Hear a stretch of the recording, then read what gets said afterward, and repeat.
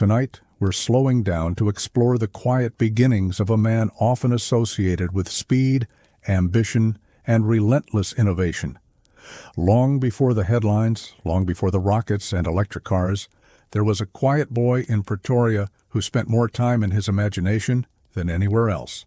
His world was shaped by books, daydreams, and questions too big for the people around him to understand. This documentary isn't about the noise of success. It's about the soft, steady journey beneath it. As you settle into a comfortable position, let the outside world drift a little further away. Allow your breath to become a touch slower, a touch deeper, as we move into a story shaped by curiosity and persistence.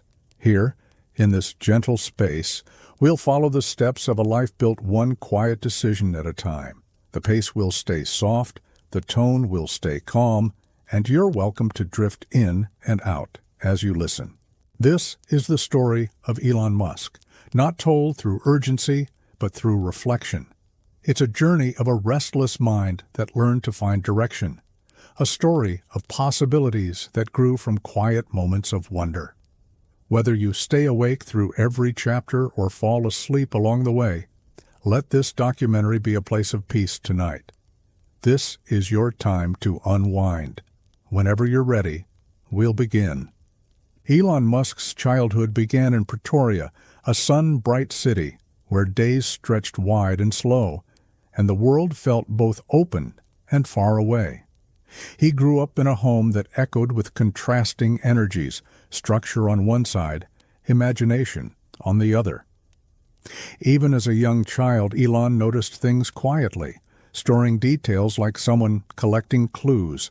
He listened more than he spoke, exploring rooms with his eyes first, and with his questions second.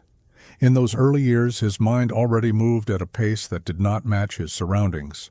His mother, May, balanced multiple jobs with calm precision, offering warmth through routines that grounded the household. She encouraged independence, teaching her children to lean into curiosity rather than fear it. Elon watched her work with a quiet admiration, sensing strength even before he understood its full meaning. Her presence became an early anchor, a reminder that effort and resilience could turn uncertainty into opportunity. He would carry that lesson with him far into adulthood. His father, Errol, brought a different kind of influence, technical, methodical, and deeply detail-oriented. He exposed Elon to engineering concepts long before the boy could fully grasp them. Tools, parts, and diagrams lay scattered across workbenches, forming landscapes of possibility that sparked something inside him. Elon studied them with fascination, imagining how materials connected, how machines breathed life, and how ideas transformed into reality. The mechanical world around his father became one of his first classrooms. Elon's early personality was shaped by a mixture of introversion and intense focus. He often retreated into his thoughts, drifting into long periods of solitude that puzzled those around him. Adults sometimes wondered if he was ignoring them, but in truth, he was simply absorbed in inner questions that felt more vivid than the conversations happening nearby. These quiet internal excursions allowed him to build a world of imagination far richer than anything outside. Within that space, problems were puzzles, and time stretched gently. Books became Elon's earliest companions, a gateway to different galaxies, different histories, and different ways of thinking. He read everything within reach, consuming encyclopedias, novels, and science texts, with an appetite that sometimes surprised even his teachers. Stories gave him a way to travel without leaving home, each page expanding his understanding of what might be possible. He read not only to learn, but to escape. Books gave him both information and refuge, something solid to hold on to when the outside world felt too sharp. This internal life often made Elon appear distant. While other children played games that involved quick choices and loud laughter, he gravitated toward the edges. He preferred observing how things worked rather than joining games he didn't quite understand. Teachers noticed his ability to focus for long stretches, though they sometimes misunderstood his silence as disinterest. Yet silence, for Elon, was never empty. It was the space where questions formed, where patterns emerged, where the seeds of future ideas quietly took root. Despite his calm demeanor, Elon's mind was constantly active. He asked questions that drifted beyond the boundaries of the classroom. He wondered why machines worked the way they did, how electricity moved, why planets formed, and what lay beyond the limits of what humans could see. Adults offered what answers they could, but often the conversations ended with someone saying they didn't know. These moments of unanswered curiosity didn't frustrate him. Instead, they excited him. They suggested the world contained mysteries worth exploring. Technology fascinated Elon from the moment he encountered it. Radios, circuit boards, early computer parts, these objects stirred something new inside him. He loved the way electricity flowed invisibly, turning ideas into motion or sound. He would sit for hours examining the shape of components, imagining the path of signals and the logic hidden in tiny parts. While other children built forts or raced bicycles, Elon built understanding. He interacted with the world not through competition, but through analysis. His early exposure to computers became one of the defining moments of his childhood. At age 10, he discovered a computer at a local store, an early machine with simple capabilities, yet endlessly fascinating. He returned to that store repeatedly, captivated by what the computer could do with a few lines of code. When he finally received one of his own, he didn't treat it as a toy. He treated it like a portal. The screen shimmered with possibility, and each command felt like a key unlocking a new room inside his mind. Teaching himself to code became a calm obsession. Elon approached programming with patient focus, sitting for hours as he typed lines of logic into a machine that responded instantly. He liked the structure, the clarity, the feeling that the computer would do exactly what he instructed without question. Code felt like conversation, one where he could speak without being misunderstood. It became a language he felt at home in, one that rewarded effort with discovery. By the age of 12, Elon had created his first video game, a simple space-themed program called Blastar. It was small, basic, and limited by the technology of its time, yet it represented something significant. He had taken imagination and translated it into a form that others could interact with. He sold the game for a modest amount, surprising adults who didn't fully realize what he had accomplished. To Elon, the sale wasn't about money. It was proof that ideas could become something real. This early achievement gave him quiet confidence.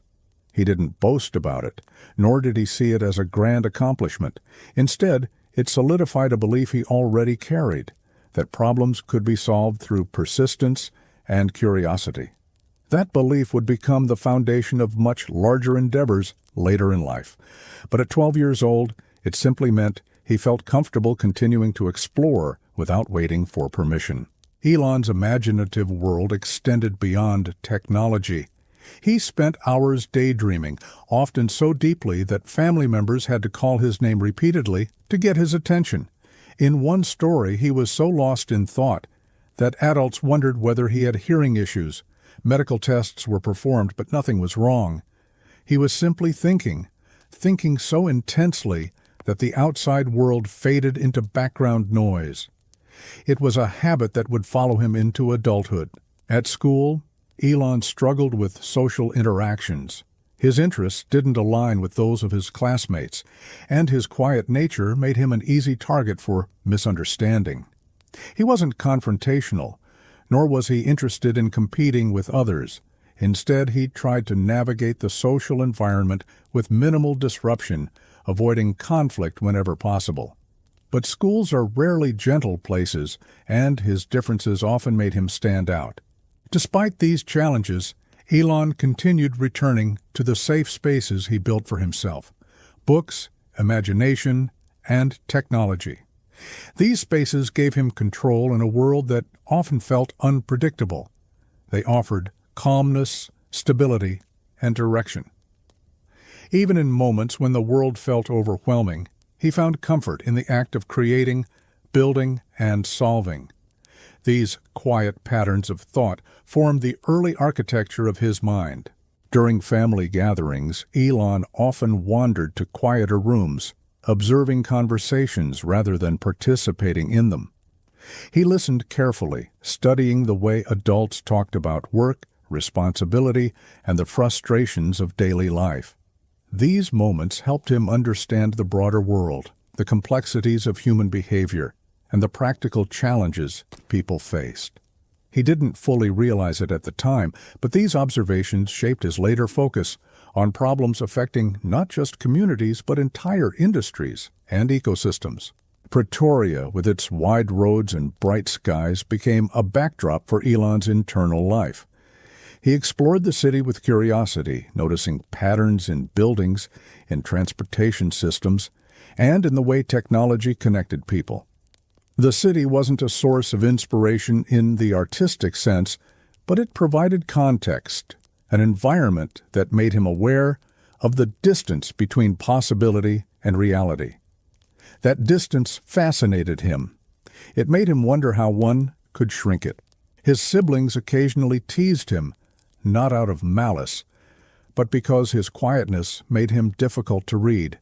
Yet they also recognized his intelligence and unique way of processing the world.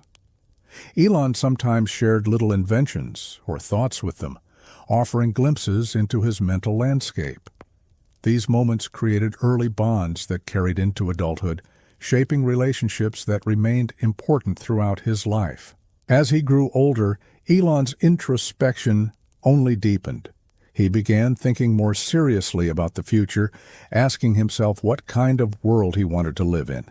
He wondered why certain problems existed and why they persisted. Energy, environment, transportation, space. These concepts drifted through his mind long before he had the tools to engage with them.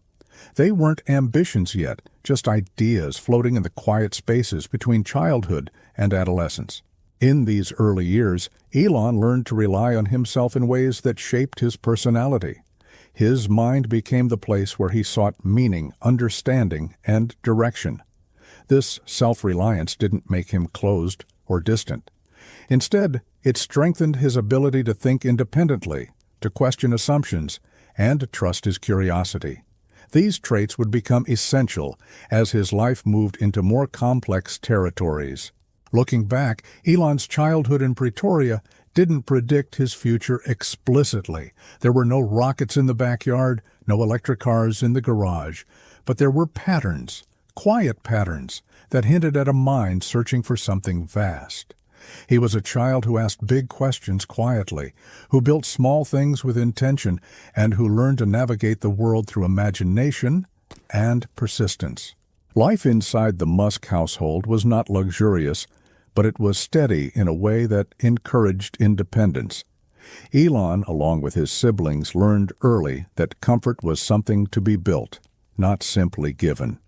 Their home in Pretoria felt ordinary, filled with the typical rhythms of a middle-class environment. Yet there was a quiet sense of scarcity beneath it. It wasn't dramatic scarcity, but the kind that teaches a child to think carefully before asking for more. Elon absorbed this atmosphere with calm acceptance, learning to stretch imagination where resources fell short. The apartment they lived in was simple, with spaces that encouraged creativity rather than indulgence. Elon treated these rooms like blank canvases, filling them with books, sketches, and pieces of early inventions. He was never a child who needed many toys because his mind produced entire worlds on its own.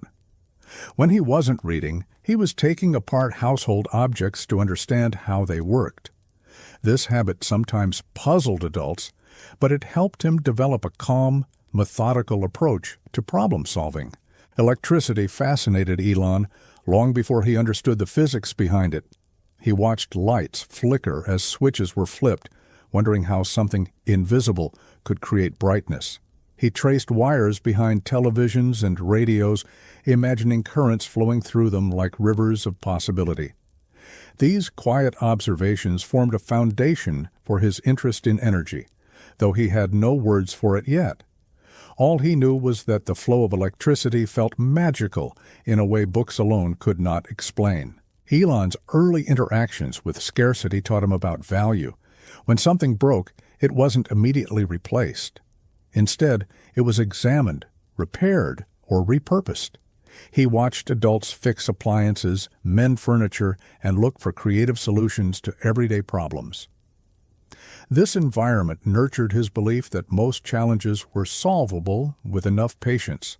Elon began solving his own small problems, practicing repairs on old toys or electronics. Each successful fix felt like a personal discovery, reinforcing his belief that effort could shape outcomes. One of the skills that emerged during this period was Elon's unusual memory. He began memorizing sequences of numbers, facts from books, and patterns in everyday life. His ability to recall information surprised those who knew him, especially when he recited phone numbers or explained details from encyclopedias he read weeks earlier. Elon didn't think of it as a special talent. To him, it felt natural, like storing tiny files in mental drawers he could open whenever he needed. Yet this early memory helped shape the analytical mindset he carried into adulthood. The scarcity in his environment didn't frustrate him. Instead, it helped him become resourceful. When he wanted something he couldn't have, he tried to reconstruct it with materials he could find. Cardboard became machinery. Sticks became antennas. Bits of metal became parts of imaginary devices. These projects often fell apart quickly, but they taught him to experiment without fear. Elon learned that failure in creation was simply a step toward understanding. Elon's curiosity also extended to the natural world. He collected rocks, examined insects, and built makeshift telescopes from lenses he found around the house. He wondered how small creatures organized their lives and how distant stars maintained their quiet shine. Even in childhood, he was drawn to systems, ecosystems, mechanical systems, and eventually planetary systems. He liked observing how small components created larger patterns. This perspective would later influence the way he approached global-scale problems. Despite his calm nature, Elon felt the effects of being different from other children. His interests made him seem older than his age, while his quietness made him appear more distant. These differences sometimes isolated him, but they also strengthened his reliance on internal worlds. Elon found comfort in routines that others overlooked: quiet mornings, long afternoons reading, and late evenings exploring ideas that captured his attention. These moments created emotional steadiness, grounding him through years of academic and social challenges. In school, Elon discovered that he could retreat into mental simulations when reality felt overwhelming. He thought about planets orbiting stars, numbers aligning into equations, and inventions he might one day build. Teachers occasionally had to tap his desk to bring him back to the present. They didn't always understand that he wasn't ignoring them. His mind simply wandered into spaces that felt more engaging than the immediate world around him. His photographic memory for numbers became especially useful during childhood. When relatives or neighbors forgot phone numbers, Elon often recited them effortlessly. He memorized maps, emergency numbers, and even long sequences from books he found interesting. Adults found this both impressive and curious. They saw his seriousness, but didn't always understand the depth of thought behind his quiet demeanor. Elon, meanwhile, found comfort in memorization. It gave structure to a world that often felt chaotic. Growing up in Pretoria also exposed Elon to the limits of the environment around him. Transportation systems felt slow, energy systems felt inefficient, administrative processes felt outdated.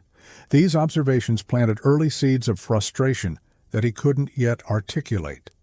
He sensed that many things could work better if someone looked at them differently. At the time, these ideas remained internal reflections, but they would later inspire some of his most ambitious pursuits. Elon's early sense of scarcity wasn't only financial, there was also a scarcity of understanding. Adults often dismissed his deeper questions because they seemed unusual for a child.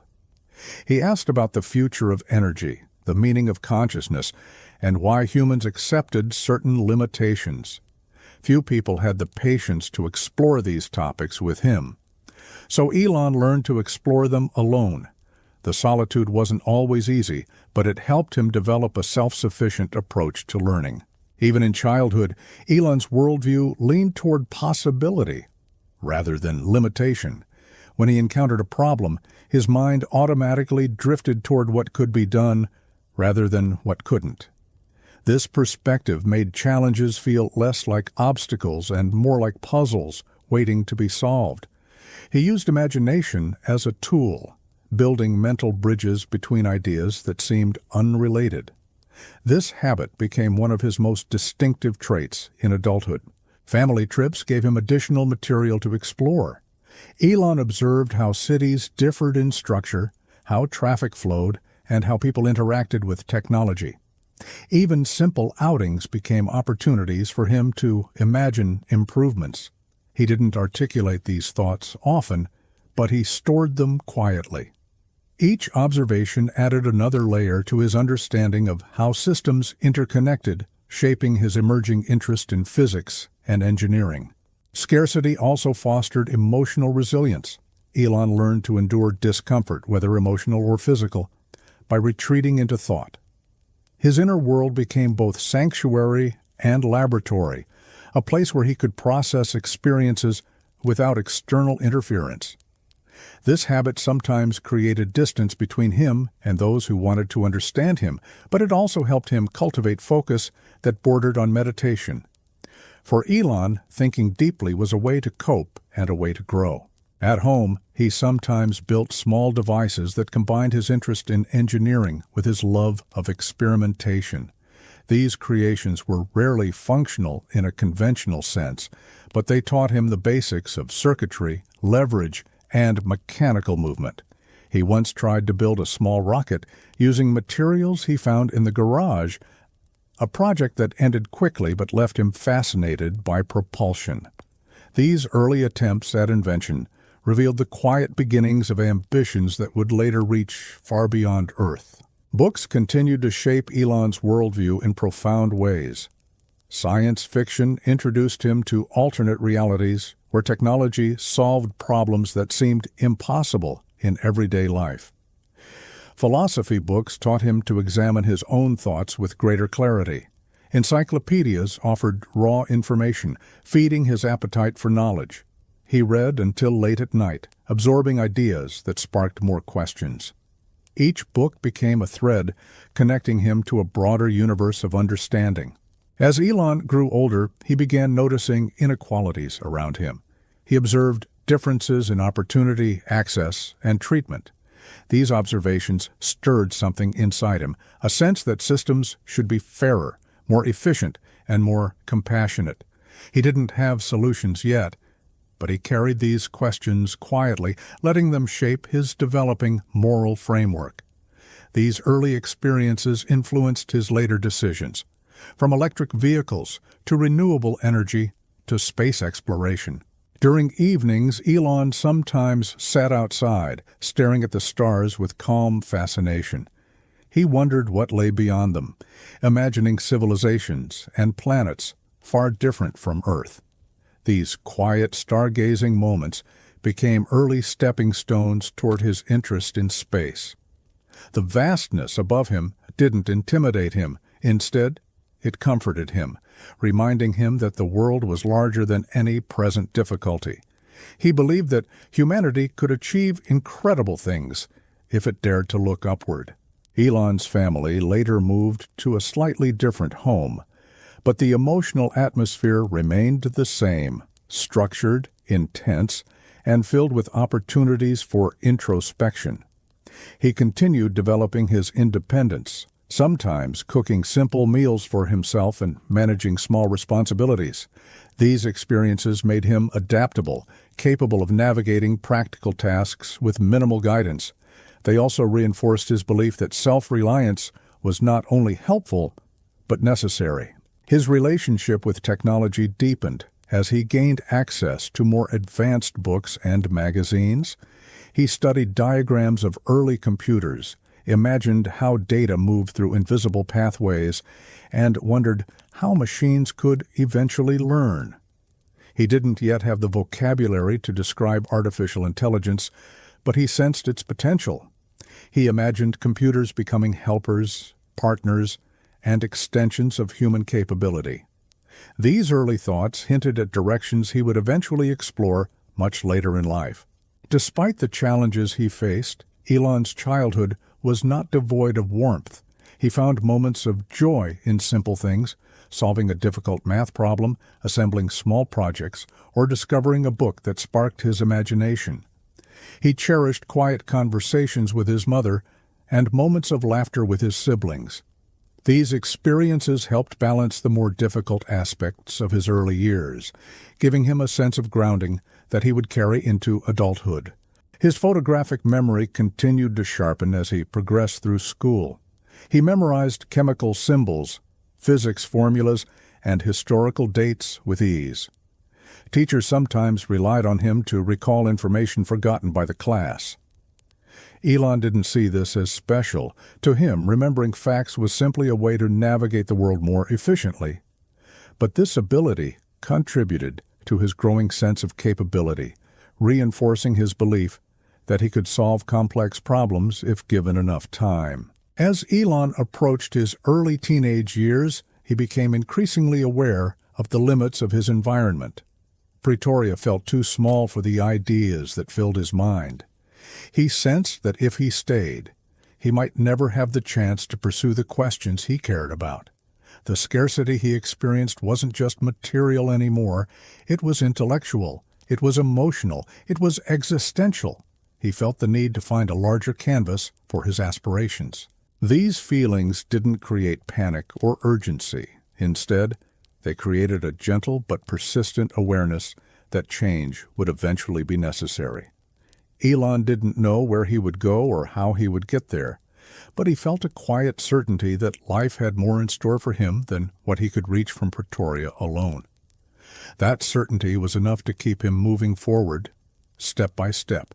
Looking back, the modest apartment in Pretoria might seem like an unlikely starting point for someone who would later attempt to reshape entire industries.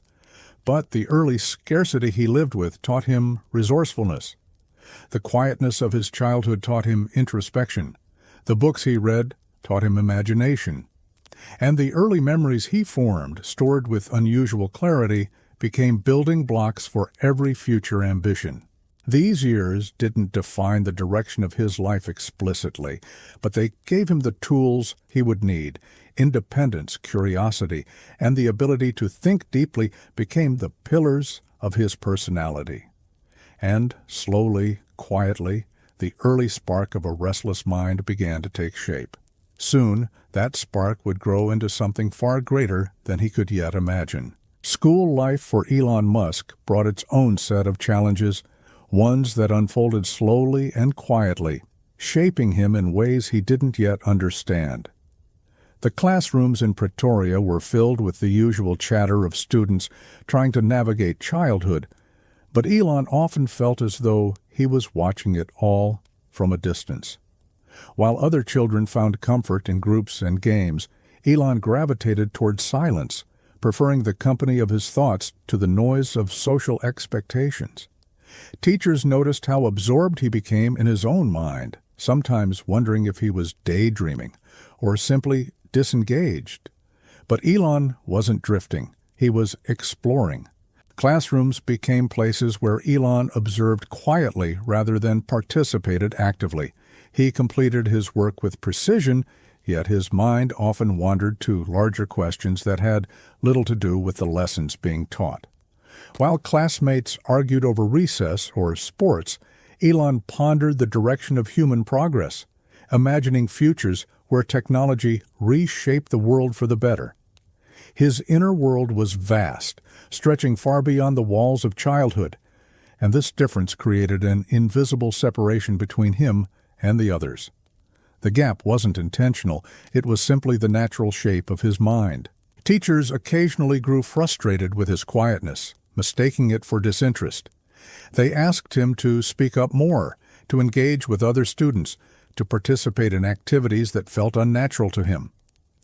Elon tried at times, but the effort felt heavy, as though he were stepping into a world that didn't quite fit.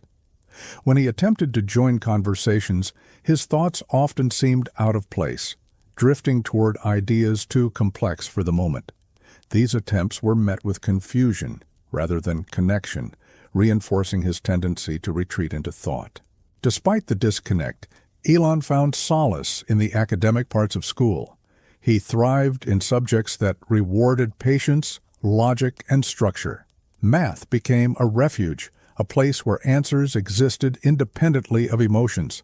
Science captured his curiosity with the promise of understanding how the universe worked. History fascinated him as a collection of human decisions, each one shaping the next. These subjects gave him something steady to hold on to, something that made sense even when the social world did not. Yet, even within academics, Elon sometimes struggled to match the pace of the classroom. It wasn't due to difficulty, but because his mind moved in spirals rather than straight lines. He wanted to understand the why behind every concept, not just the how. When teachers moved on quickly, Elon often continued thinking about earlier ideas, exploring possibilities in his head, while lectures shifted to new topics. This created moments where he seemed unfocused, though in truth, he was simply focused on something else. Outside the classroom, the school grounds offered little comfort. Playgrounds buzzed with the energy of children running, shouting, and forming groups. Elon moved through these spaces quietly, navigating them like someone trying not to disturb a delicate ecosystem. He preferred corners where he could read in peace or observe interactions without being drawn into them. While others sought approval or inclusion, Elon sought understanding. He wanted to know how things worked, not just machines, but people too. The social structure of school was unforgiving to someone like him. Children rarely understood why he was different, and differences often invited scrutiny. Elon found himself on the receiving end of teasing, sometimes mild, sometimes harsh. His quietness made him easy to overlook, but also easy to target. He rarely fought back, believing conflict held no value.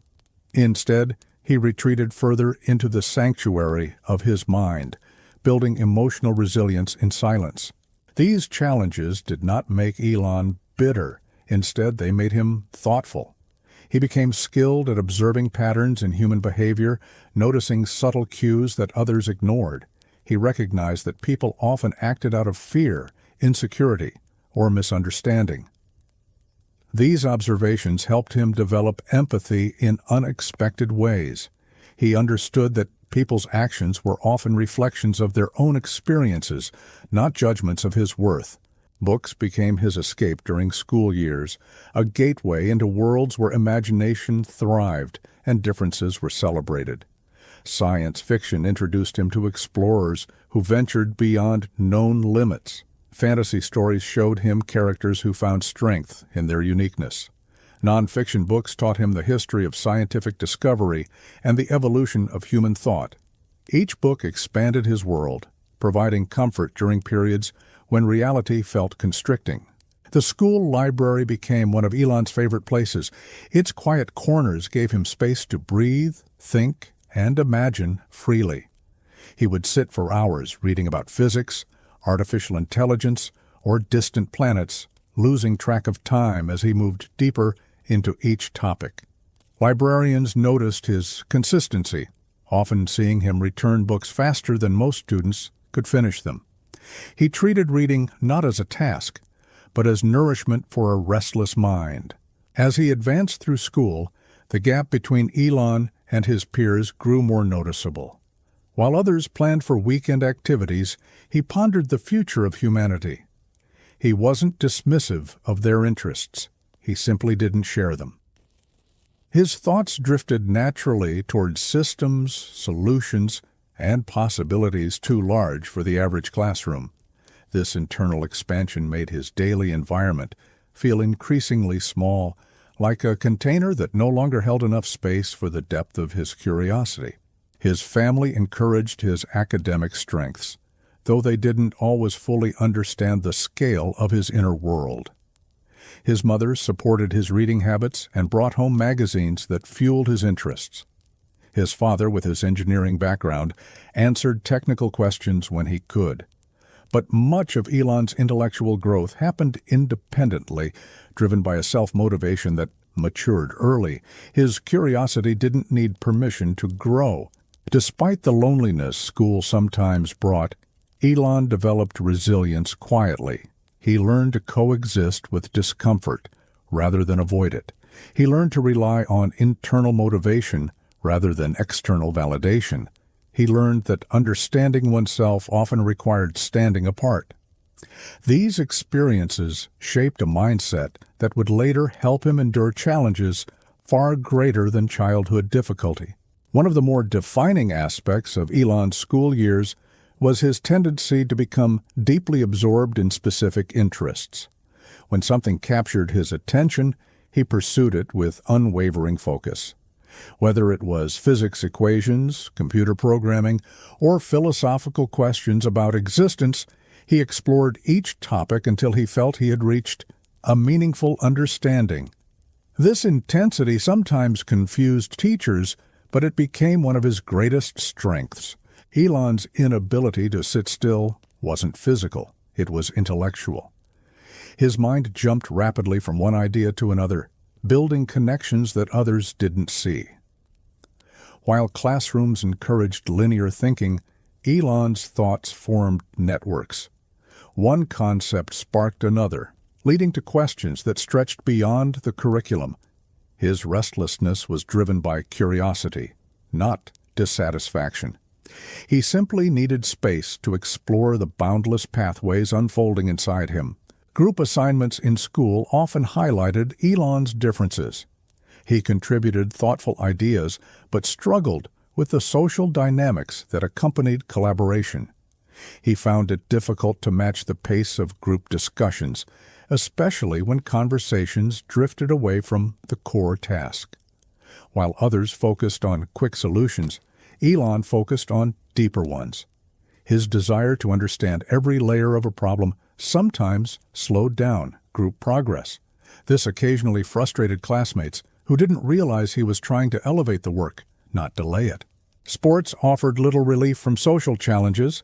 Elon participated when required, but his interest in athletics was minimal. He preferred observing strategies rather than executing them. He didn't seek competition, nor did he feel compelled to outperform others physically. His strengths lay elsewhere, in realms where thinking formed the basis of achievement. This difference further separated him from the norms of school culture, where athletic ability often defined social status. Yet, even in isolation, Elon maintained a certain optimism. He believed that knowledge could transform circumstances, that understanding could dismantle limitation. He approached each challenge with a problem-solving mindset, searching for patterns and insights. Even bullying episodes, moments that caused real pain, became grounds for reflection. He wondered why people acted this way, why empathy was sometimes absent, and how environments shaped behavior. These reflections nurtured emotional intelligence quietly, without guidance or recognition. As he grew older, Elon found ways to navigate school with more ease. He became better at blending his intellectual interests with the demands of structured learning. He learned when to speak, when to hold back, and how to interpret social cues more accurately. Though he didn't become extroverted, he grew more aware of how to interact with others without discomfort. This adaptation helped him manage daily school life more smoothly. He also discovered early signs of leadership that emerged not through charisma, but through competence. When classmates struggled with difficult assignments, they sometimes approached him for help. He explained concepts with patience, simplifying ideas without condescension. These quiet moments of mentorship revealed a side of Elon that others rarely saw. Beneath his introversion lived a desire to share knowledge, not for validation, but because he genuinely enjoyed helping others understand. By the time Elon reached the later stages of primary school, his intellectual identity had begun to solidify. He understood that his mind worked differently, and he learned to embrace those differences rather than suppress them. He became more comfortable standing apart, knowing that isolation didn't diminish his value. If anything, it created space for growth that might not have occurred otherwise. His restlessness also extended to emotional contemplation. Elon thought deeply about meaning, purpose, and the trajectory of human progress. He wondered why society accepted certain limitations and ignored others. He imagined worlds where energy was clean, transportation was efficient, and exploration stretched beyond Earth. These ideas felt too large for his age, yet they continued to surface naturally, shaping his ambition in ways he couldn't yet articulate. School life continued to challenge him socially, but he learned to find balance through routine. Morning classes offered structure. Lunchtime offered reflection. Afternoon lessons allowed him to immerse himself in new information. Even if he didn't feel fully connected to his peers, he found connection in the act of learning. Knowledge became a form of companionship, offering stability when relationships felt uncertain. As he moved closer to adolescence, the gap between Elon and his environment widened. He recognized that the world around him was not designed for minds like his, and he began thinking about what life might look like elsewhere. This wasn't escapism, it was curiosity. He wondered what kind of places encouraged bold thinking, where imagination was not seen as distraction, but as potential. These thoughts planted the earliest seeds of his desire to leave South Africa someday. Elon's teachers frequently noted his intelligence, though they sometimes struggled to understand his learning style. Traditional instruction didn't always align with the way he absorbed information. He learned best through exploration, self-directed study, and immersion. While others needed repetition, Elon needed depth. This mismatch created friction at times, but it also taught him to adapt without losing the core of who he was. Through these school years, Elon learned a truth that would guide him for the rest of his life. The mind is a restless place when filled with possibility. He learned that curiosity required space, that ideas needed room to expand, and that thinking deeply was both a gift and a challenge. He learned that being different often meant being misunderstood, but misunderstanding did not define the value of his thoughts. In the quiet spaces between assignments and in the solitude of childhood afternoons, Elon Musk's mind developed in ways that would one day shape global industries. The struggles he faced did not weaken him. They strengthened his capacity for introspection, resilience, and independence. They taught him that thinking differently wasn't a flaw, it was a direction. And soon, that direction would lead him toward decisions that would change the course of his life forever. Family life for Elon Musk during his school years was complex, layered, and often difficult to navigate. While the outside world posed challenges through social struggles and misunderstandings, the inner environment of home introduced its own forms of pressure. Elon's parents separated when he was young, creating emotional tremors that filtered quietly into his everyday world. The separation didn't create chaos in the traditional sense, but it introduced a stillness that sometimes felt heavy. Elon carried this weight inward, processing it through thought rather than expression.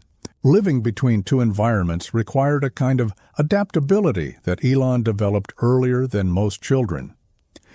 Each household had its own rhythms, expectations, and emotional climates. His mother's home offered warmth and movement, a place filled with effort, creativity, and resilience. His father's home brought structure, discipline, and intellectual intensity. Elon moved between these worlds like someone crossing different landscapes, learning to adjust his internal settings depending on where he was.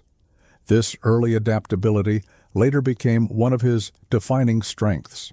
His father, gifted with engineering skills, had a sharp mind that impressed Elon, but also intimidated him. Their conversations often drifted into technical topics, some of which fascinated Elon, and others that felt overwhelming. He admired his father's intelligence, but struggled with the emotional weight that accompanied their interactions. The home could be demanding, filled with expectations that didn't always consider a child's emotional needs. Elon learned to stay quiet, to observe, and to minimize friction. Silence became his way of navigating uncertainty. Yet within this household, Elon gained exposure to engineering principles that shaped his developing mind. He absorbed concepts through observation rather than formal instruction. He watched how metal, circuits, and structures could be shaped with precision. He listened quietly as his father discussed the complexities of materials, machinery, and large-scale projects. These moments laid the groundwork for Elon's approach to technology, teaching him that the physical world could be molded through understanding and effort. However, the emotional tension within the home left marks that Elon internalized. He often retreated into books not only out of curiosity, but also for comfort. Stories offered relief from environments that felt unpredictable.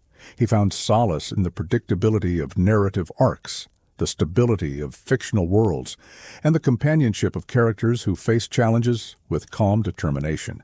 His love for reading was more than intellectual. It was therapeutic. His relationship with his mother provided balance. She encouraged him to explore his interests without judgment and supported his curiosity without trying to confine it. Her presence introduced a gentler form of resilience, one rooted in compassion rather than discipline. Elon admired her ability to adapt, to persevere through hardship, and to reinvent herself when necessary. These qualities left a deep imprint on him, shaping his belief that strength could be both quiet and flexible. Despite these contrasting influences, Elon often felt alone in his internal experiences. His siblings were important to him, yet their interests and perspectives sometimes differed from his. They played together, argued at times, and shared daily life. But Elon's mind frequently drifted into territories that felt inaccessible to others his age. His siblings didn't always understand why he read so much or asked unusual questions, yet they also recognized his intelligence and defended him when he needed it. The emotional complexity of his family life created early lessons in resilience. Elon learned that stability could not always come from the external world. Instead, it had to be built internally. He began cultivating a mental world that became both refuge and compass. In this space, he examined his emotions with quiet curiosity rather than avoidance. He thought about why certain things hurt, why others inspired him, and how he might navigate life with intention rather than reaction. Elon's family challenges also introduced him to a deeper understanding of human behavior. He observed how adults reacted to stress, how they handled frustration, and how they masked emotions during difficult times. He noticed the inconsistencies between what people said and what they felt. These observations built an early awareness of the complexities of human nature, an awareness that shaped his later approach to leadership, conflict, and responsibility. At school, the struggles he faced added another layer to his developing worldview. Bullying became a recurring challenge during certain years, intensifying the sense of isolation he already felt. Elon was not confrontational by nature, and his differences often made him an easy target. He endured these experiences quietly, retreating deeper into thought as a means of coping. While painful, these moments taught him how to endure adversity without losing inner direction. The severity of some bullying episodes forced Elon to reconsider parts of his life with new clarity. There were moments when he questioned whether the world around him made sense, why people chose aggression when understanding might have served better. These reflections sparked early philosophical questions about human tendencies, societal systems, and the factors that shaped behavior. He didn't have the vocabulary to describe these thoughts, but they developed quietly, preparing him for future reflections on humanity's challenges. Elon's relationship with his internal world deepened during this time. When situations felt overwhelming, he turned to imagination as a source of strength. He created detailed scenarios in his mind, alternate worlds, futuristic cities, and systems designed to solve problems that frustrated him in real life. These flights of imagination were not fantasies in a childish sense.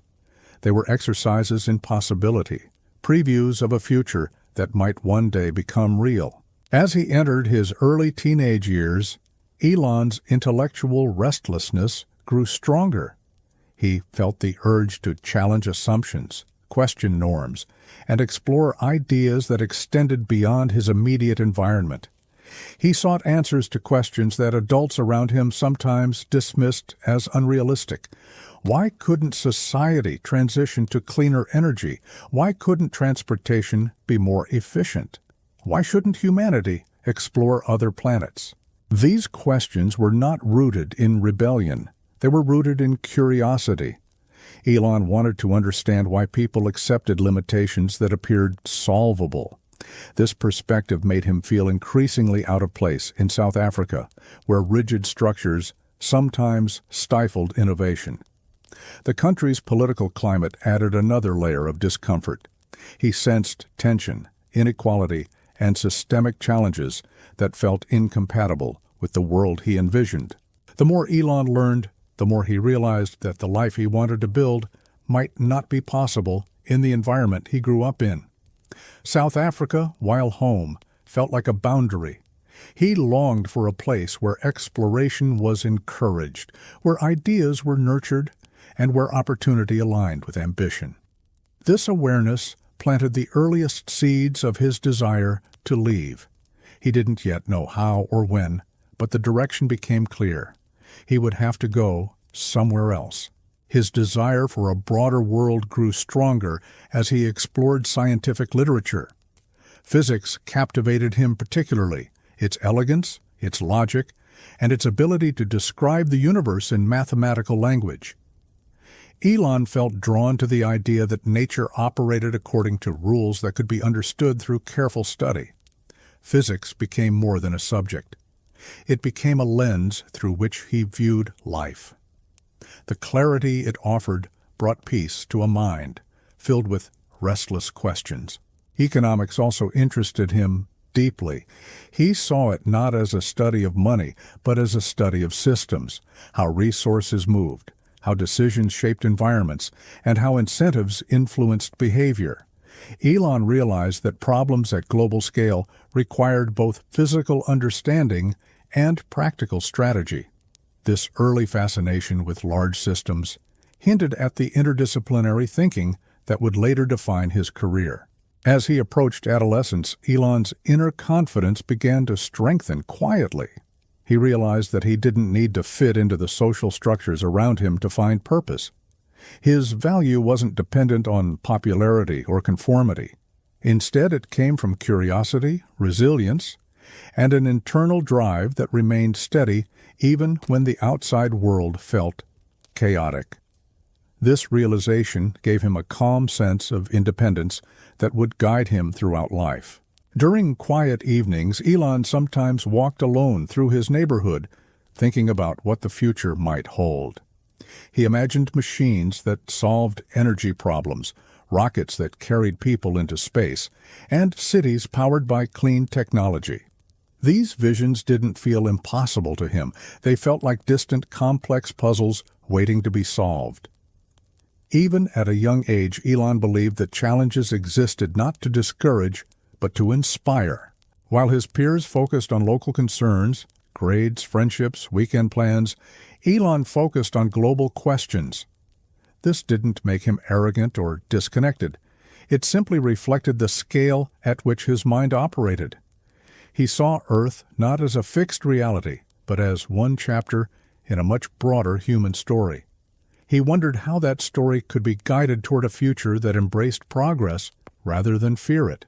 His growing frustration with the limitations of his environment also encouraged him to consider where he might eventually go. Canada emerged as a possibility through family connections, and the idea of a fresh start began to take shape. Elon imagined a place where he could learn freely, build new relationships, and pursue ideas without judgment. The thought of leaving South Africa felt both daunting and liberating, but more than anything, it felt necessary. As he continued navigating school and family life, Elon developed another quiet strength: emotional endurance. He learned to separate temporary discomfort from long-term purpose. He learned to stay focused on what mattered most, even when difficulties threatened to distract him. This endurance didn't make challenges easier, but it helped him remain centered. It gave him the ability to keep moving forward when circumstances were less than ideal. Elon's relationship with his siblings remained a source of grounding during this period. They shared experiences, confided in each other, and formed bonds strengthened by complexity. Even when they didn't fully understand his inner world, they cared deeply for him. These connections offered emotional stability during years when external environments felt unstable. The desire to leave South Africa, once a distant sentiment, eventually became a clear intention. Elon knew that if he wanted to pursue a life that matched the scale of his imagination, he would have to build it elsewhere. He didn't see leaving as abandonment. He saw it as continuation, a step toward a future that felt truer to his aspirations. His plans for departure formed in quiet moments, often late at night when the rest of the household slept. He researched opportunities, studied immigration pathways, and considered the logistics of starting over in a new country. He didn't share these thoughts openly at first. The dreams were fragile, shaped by hope rather than certainty. But they gave him direction during a time when he needed it most. By the time Elon reached the end of his teenage years, he felt a growing sense of readiness. He didn't know what the world would offer him, but he believed in the potential of possibility. His childhood had been filled with challenges, but it had also been filled with preparation. He had learned to think deeply, to observe carefully, and to adapt quietly. These skills became foundations for the next chapter of his life, a chapter that would begin far from Pretoria. The decision to leave South Africa was not a sudden escape. It was the natural progression of a mind seeking space to grow. Elon understood that to build the future he imagined, he needed an environment that embraced exploration, experimentation, and ambition. He didn't resent his beginnings. He appreciated them for the resilience they instilled. But he also recognized that beginnings were not the whole story. Soon, the quiet corridors of his childhood would give way to the open roads of a new country. And with that transition, Elon Musk's journey toward a much larger world would truly begin. Elon Musk's journey toward a wider world began when he was just 17, carrying little more than determination and the belief that life could be different somewhere else. Leaving South Africa was not a dramatic escape, but a quiet, intentional step, born from years of feeling confined by his environment. He longed for a place where ideas felt welcome, where possibility outweighed limitation, and where imagination could stretch without resistance. Canada, with its open landscapes and promise of opportunity, became the destination that aligned with those desires. It represented a doorway, not an arrival. His decision to leave was shaped by more than ambition. It was shaped by the subtle understanding that staying meant shrinking. The atmosphere around him in Pretoria, the social pressures, the political uncertainties, the rigid expectations, felt like walls closing inward. Elon didn't resent his home, but he knew that staying would gradually silence parts of himself he wasn't willing to lose. The journey outward became the only way forward. It required courage, patience, and a willingness to endure discomfort. When Elon boarded the flight to Canada, he carried no illusion of ease. His luggage was light, his finances limited, and his knowledge of the new country incomplete. Yet his mind was calm, filled with a quiet readiness for whatever came next. He wasn't chasing excitement, he was seeking direction. The hum of the airplane felt like a gentle transition, marking the end of one chapter and the beginning of another, filled with unknowns. Arriving in Canada, Elon immediately encountered the reality of starting from almost nothing. The air felt colder, the streets unfamiliar, and the scale of the world much larger than he expected. He felt both anonymous and free, sensing that he could reinvent himself without the shadows of preconceived ideas. But reinvention required survival. He realized quickly that dreams needed to be supported by effort, and effort needed to be supported by income. With limited money and no stable foundation, he began searching for any job that would keep him afloat. His early jobs were physically demanding and far removed from the intellectual pursuits that shaped his childhood. Elon worked on farms, tended machines, and took on tasks that required endurance more than expertise. The work was tough, sometimes exhausting, but he approached it with practicality rather than complaint. Each job represented progress, another day closer to stability. He learned the weight of labor and the resilience required to push through long hours without comfort. During these early months, Elon lived frugally, stretching every dollar to maintain a basic existence. He stayed in modest accommodations and relied on simple meals to conserve money. The scarcity he experienced wasn't unfamiliar, but it took on new meaning in a foreign country. He understood that his situation was temporary, a necessary phase in the pursuit of something greater. He approached each day with quiet discipline, reminding himself that small steps were still steps. Loneliness became a recurring companion during this period. Elon had no social network, no familiar faces, and no immediate support system. He spent many evenings alone, sitting in small rooms lit by weak lamps, reflecting on the magnitude of the choice he had made. The silence often felt heavy, but within it he found clarity. He used the solitude to think about what he wanted from his future, shaping aspirations that stretched far beyond his circumstances. Despite the challenges, there were small moments of wonder that softened each day. Elon found beauty in the gentle rhythm of Canadian streets, in the vast skies above the prairies, and in the sense of possibility that lingered in every unfamiliar place. He discovered libraries where he could sit for hours, reconnecting with the comfort of books that had guided him through childhood. In those quiet aisles, he felt the early pieces of his identity reassemble, slowly evolving into something more mature. Over time, Elon's financial situation stabilized enough for him to consider further education. Universities represented not only learning, but belonging, a place where ideas mattered.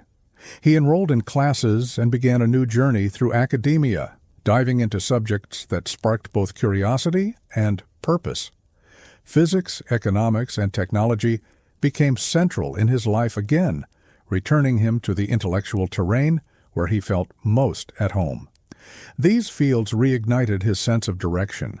In the classroom, Elon absorbed knowledge with the same intensity he had shown since childhood. He didn't simply memorize concepts. He dissected them, traced them to their origins, and imagined how they might evolve in the future. He studied long after others had finished, staying up at night to explore ideas that extended far beyond the syllabus.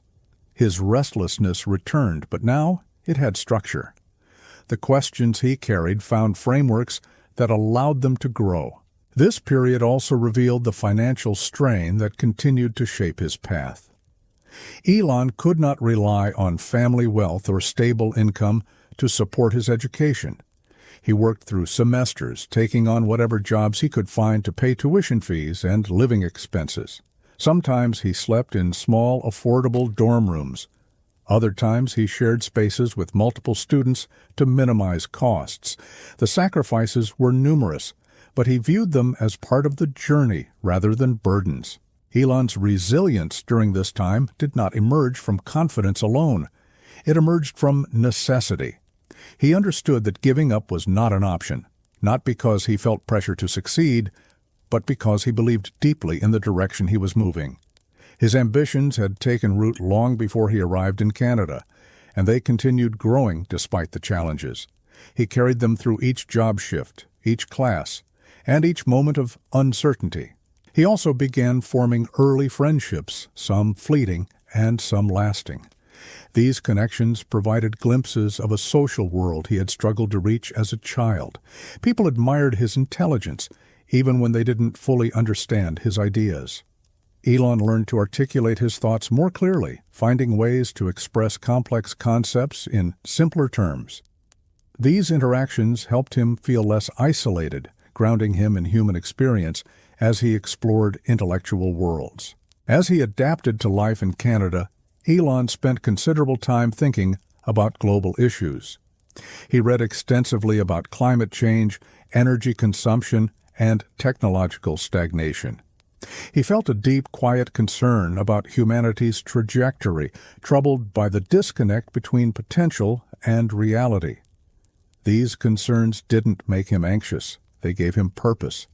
He saw the problems of the world not as sources of despair, but as invitations for innovation.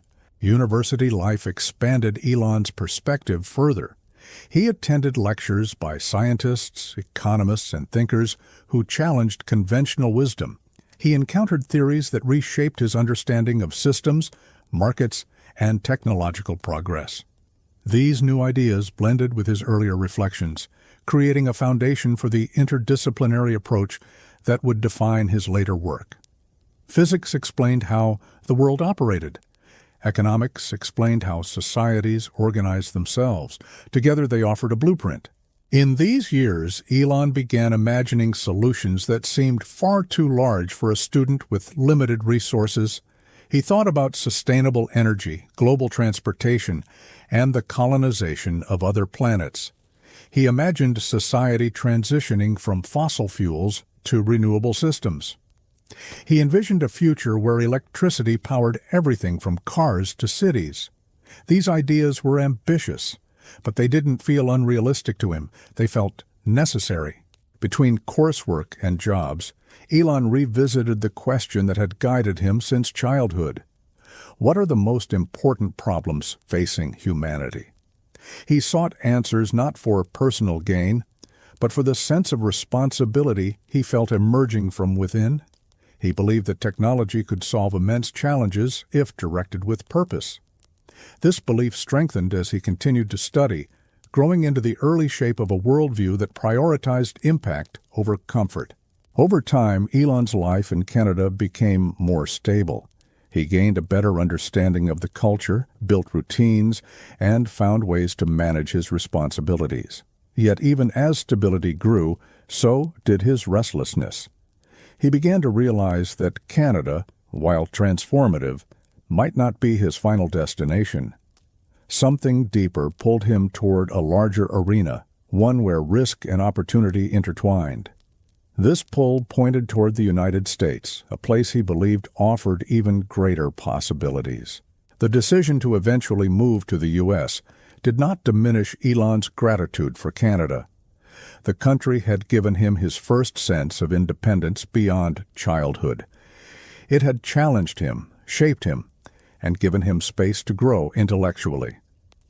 But the world of innovation that called to him, the world of technology startups, research institutions, and entrepreneurial ecosystems, felt centered elsewhere. His ambitions needed a broader stage. As he continued studying and working, Elon developed a clearer sense of the person he wanted to become. He envisioned himself contributing not just to personal success, but to human advancement. His goals extended far beyond conventional achievements. He wanted to push boundaries, challenge assumptions, and help guide society toward a more sustainable future. This vision gave him direction, grounding him through each new obstacle he encountered. Despite the uncertainties ahead, Elon felt a quiet confidence settling within him. Canada had shown him that he could survive in unfamiliar environments, adapt to new challenges, and endure hardship without losing sight of long-term purpose. He realized that difficulty was temporary, but growth was cumulative. Each job, each late-night study session, and each lonely evening had shaped him in ways he did not yet fully understand. Elon also learned to appreciate small victories. Finishing a difficult class, saving enough money to cover tuition, or finding a friend who understood even a fraction of his ideas brought genuine satisfaction. These moments reminded him that progress often came in small steps rather than giant leaps. They encouraged him to stay patient, knowing that every effort contributed to the trajectory he was building. The transition from South Africa to Canada marked a profound shift in Elon's life. It taught him resilience, independence, and the value of hard work. It exposed him to new ideas, new cultures, and new possibilities. And it laid the foundation for the decisions he would later make, decisions that would reshape not only his own future, but the future of entire industries. As Elon looked toward the next chapter, he felt a growing clarity. He knew that his journey was still in its early stages. Canada had been the first step. The United States would be the next. And beyond that lay a world of challenges, waiting quietly for someone willing to face them. For Elon Musk, the journey outward had just begun. Elon Musk's early months as a young immigrant in Canada unfolded with a mixture of hope, uncertainty, and quiet determination. The cultural differences struck him immediately, from the casual politeness of strangers to the unspoken systems that shaped everyday interactions. He often felt like he was observing the world from behind a thin layer of glass, aware of everything but not yet fully part of it. The accents, customs, and social cues left him feeling slightly out of sync, as though he were learning a new language without a textbook. Yet beneath the discomfort lay a sense of possibility that kept him moving forward. The financial pressures he faced during this period remained constant and unrelenting. Elon learned quickly that survival required not just work ethic, but flexibility. He took whatever jobs were available, cleaning, laboring, sorting, lifting, tasks that demanded physical effort more than a mental focus. These jobs didn't align with his long-term goals, but they provided something essential: momentum. Each shift completed allowed him to take another step toward stability, another step toward education, and another step toward a future he could not yet clearly see. Loneliness accompanied him through these early years, settling over him during evenings when work was done and the silence of unfamiliar rooms filled the space around him. He kept his belongings minimal, often sleeping in sparse accommodations that offered shelter but little comfort. During these quiet nights, he turned inward, revisiting dreams formed in childhood and reshaping them into clearer ambitions. He reminded himself that solitude was temporary and that purpose would eventually bring connection. This mindset helped maintain emotional resilience during periods that might have overwhelmed others. Despite the challenges, Canada introduced Elon to a level of freedom he had never experienced before. He could walk anonymous streets without the weight of expectation or reputation. He could reinvent himself without old narratives following him. This anonymity became liberating, offering him space to explore who he wanted to become rather than who others assumed he should be. He found small joys in these discoveries, from local cafes where he read quietly to libraries that felt like homes of the mind rather than buildings. As he began attending classes, Elon experienced a renewed sense of intellectual excitement. University environments encouraged questioning, exploration, and deeper thinking, qualities that aligned naturally with his internal rhythms. He found professors who valued curiosity, classmates who sought understanding, and discussions that sparked new interpretations of familiar subjects. Although he remained introverted, he gradually built confidence in expressing his thoughts. The academic setting allowed his mind to stretch in ways that felt both exhilarating and grounding. Elon gravitated toward subjects that connected logical structure with practical application. Physics offered him a way to understand the rules that governed reality, reducing complexity into elegant principles. Economics helped him see how societies organized themselves, how incentives shaped behavior, and how systems could be improved through thoughtful design. These disciplines complemented each other, creating a framework for problem-solving that would later define his approach to innovation. He didn't view them as separate fields, but as interconnected tools. Despite his growing academic engagement, financial stress lingered constantly beneath the surface. Tuition was expensive, textbooks added up quickly, and basic living costs consumed most of his income. Elon adapted by budgeting meticulously and embracing minimalism. He learned to stretch meals across several days, to calculate expenses down to the dollar, and to delay comforts without resentment. The discipline he developed during these years taught him to prioritize long-term goals over short-term ease, a habit that would shape his entrepreneurial decisions decades later. During breaks between classes, Elon often sat alone, observing the flow of student life around him. He watched groups gather, friendships form, and conversations unfold with natural ease. Although he admired these interactions from afar, he didn't feel compelled to join them. His solitude wasn't rooted in exclusion, but in focus. He felt pulled toward ideas more than social dynamics, toward potential futures more than present comfort. He wasn't unfriendly, just quiet, deliberate, and deeply absorbed in the world inside his mind. He began thinking about technology not as an interest, but as a tool for global transformation. As he read more about renewable energy, transportation systems, and computer networks, he sensed that innovation could reshape everything from daily routines to the future of civilization. This realization didn't spark arrogance, but responsibility. Elon felt an early pull toward contributing something significant, not to gain recognition, but because he believed that progress depended on individuals who asked difficult questions. The more he learned, the more he wanted to build. During his university years, Elon took on side projects that reflected his growing fascination with creating solutions. He experimented with early software concepts, building small programs that served simple purposes. Although these projects lacked scale, they helped him understand how technology could move from concept to functioning system.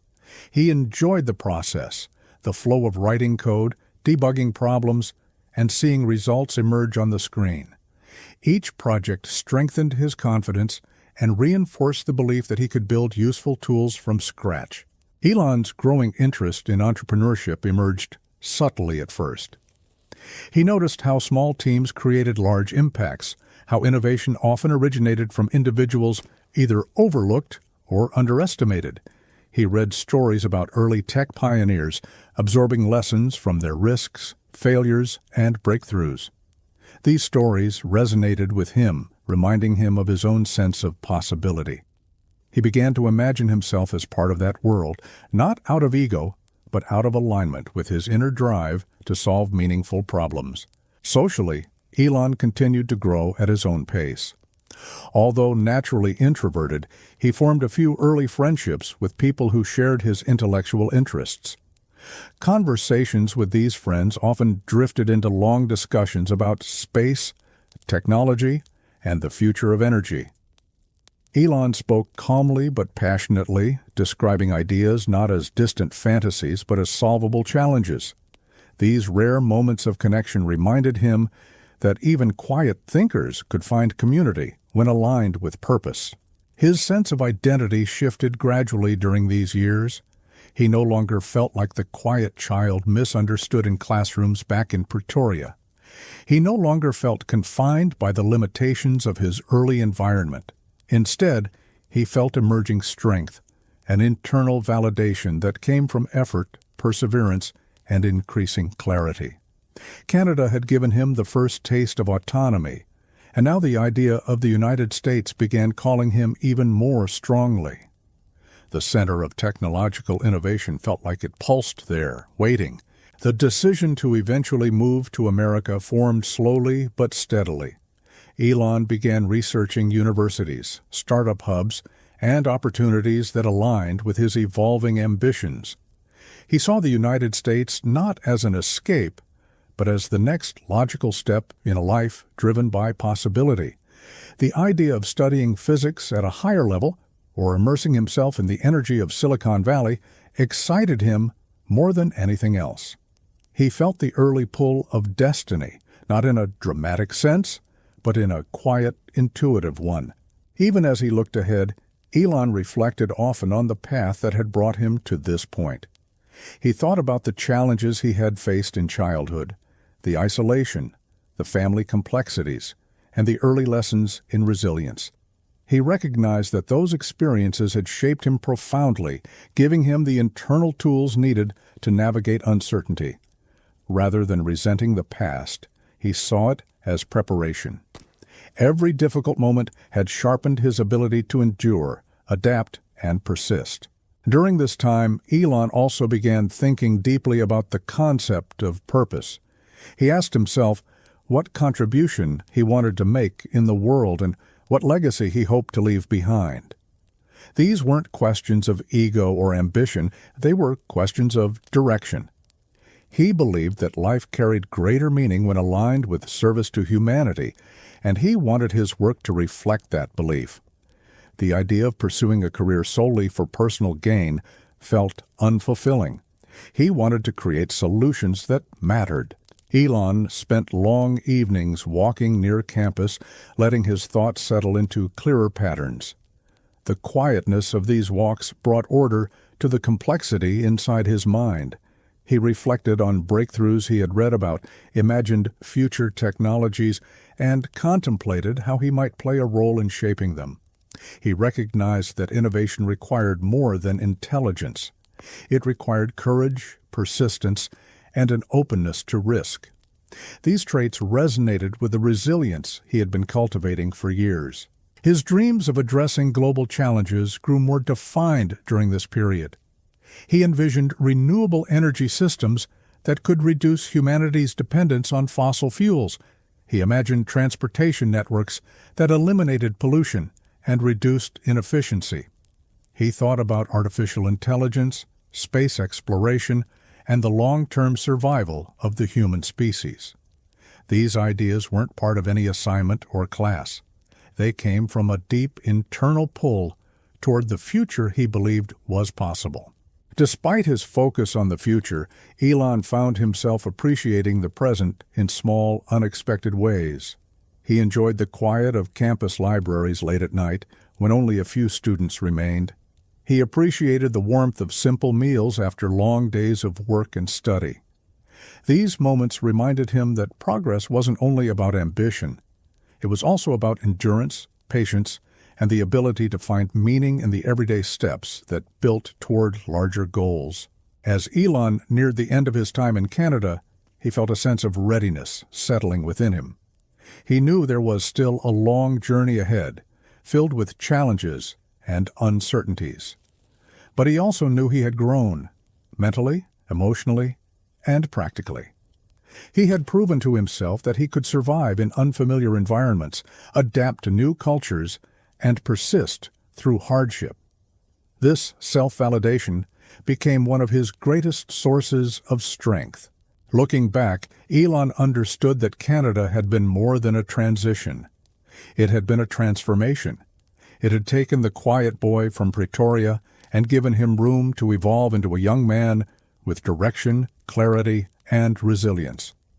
It had provided him with tools that would carry him through the next chapters of his life, and it had shown him that the world was much larger and more filled with possibility than he had ever imagined. Elon Musk's transition into entrepreneurship did not begin with bold declarations or grand plans. It began quietly, in small rooms filled with secondhand furniture, old computers, and late-night thoughts about what the Internet might become. He had little money, no real safety net, and no clear blueprint for success. But he carried a certainty that the Internet was about to reshape the world, and that he wanted to be part of that transformation. This certainty arrived not through loud inspiration, but through slow accumulation of ideas. During his time in university, Elon observed how rapidly new technologies were emerging. The Internet was still young, filled with scattered information and primitive interfaces, yet it felt like a frontier waiting for explorers. Elon saw potential where others saw novelty. He imagined services that could connect people, organize information, and simplify daily life. He believed the digital world would eventually become as essential as electricity. These insights formed the earliest seeds of his entrepreneurial direction. As graduation approached, Elon felt the weight of a decision pulling at him. He could continue his academic path, diving deeper into physics and potentially pursuing a career in research. Or he could leap into the unknown world of startups, following an instinct that told him the Internet offered a unique opportunity. The decision was not easy. He admired the elegance of science, yet felt drawn toward the urgency and possibility of innovation. In the end, curiosity won. He chose the path that felt uncertain, but alive. After arriving in the United States, Elon began building a simple plan centered around action rather than theory. He believed that if he could create something genuinely useful, success would follow, eventually. He spent long hours sketching ideas in notebooks, exploring how businesses could integrate with the growing digital landscape.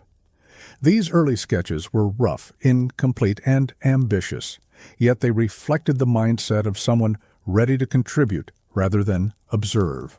Elon understood that entrepreneurship required more than imagination. It required foundation, financial, emotional, and practical. To create this foundation, he took on small roles in various tech-related environments. He learned about databases, networks, and emerging software platforms. He paid attention to the challenges businesses faced as they tried to adapt to online spaces.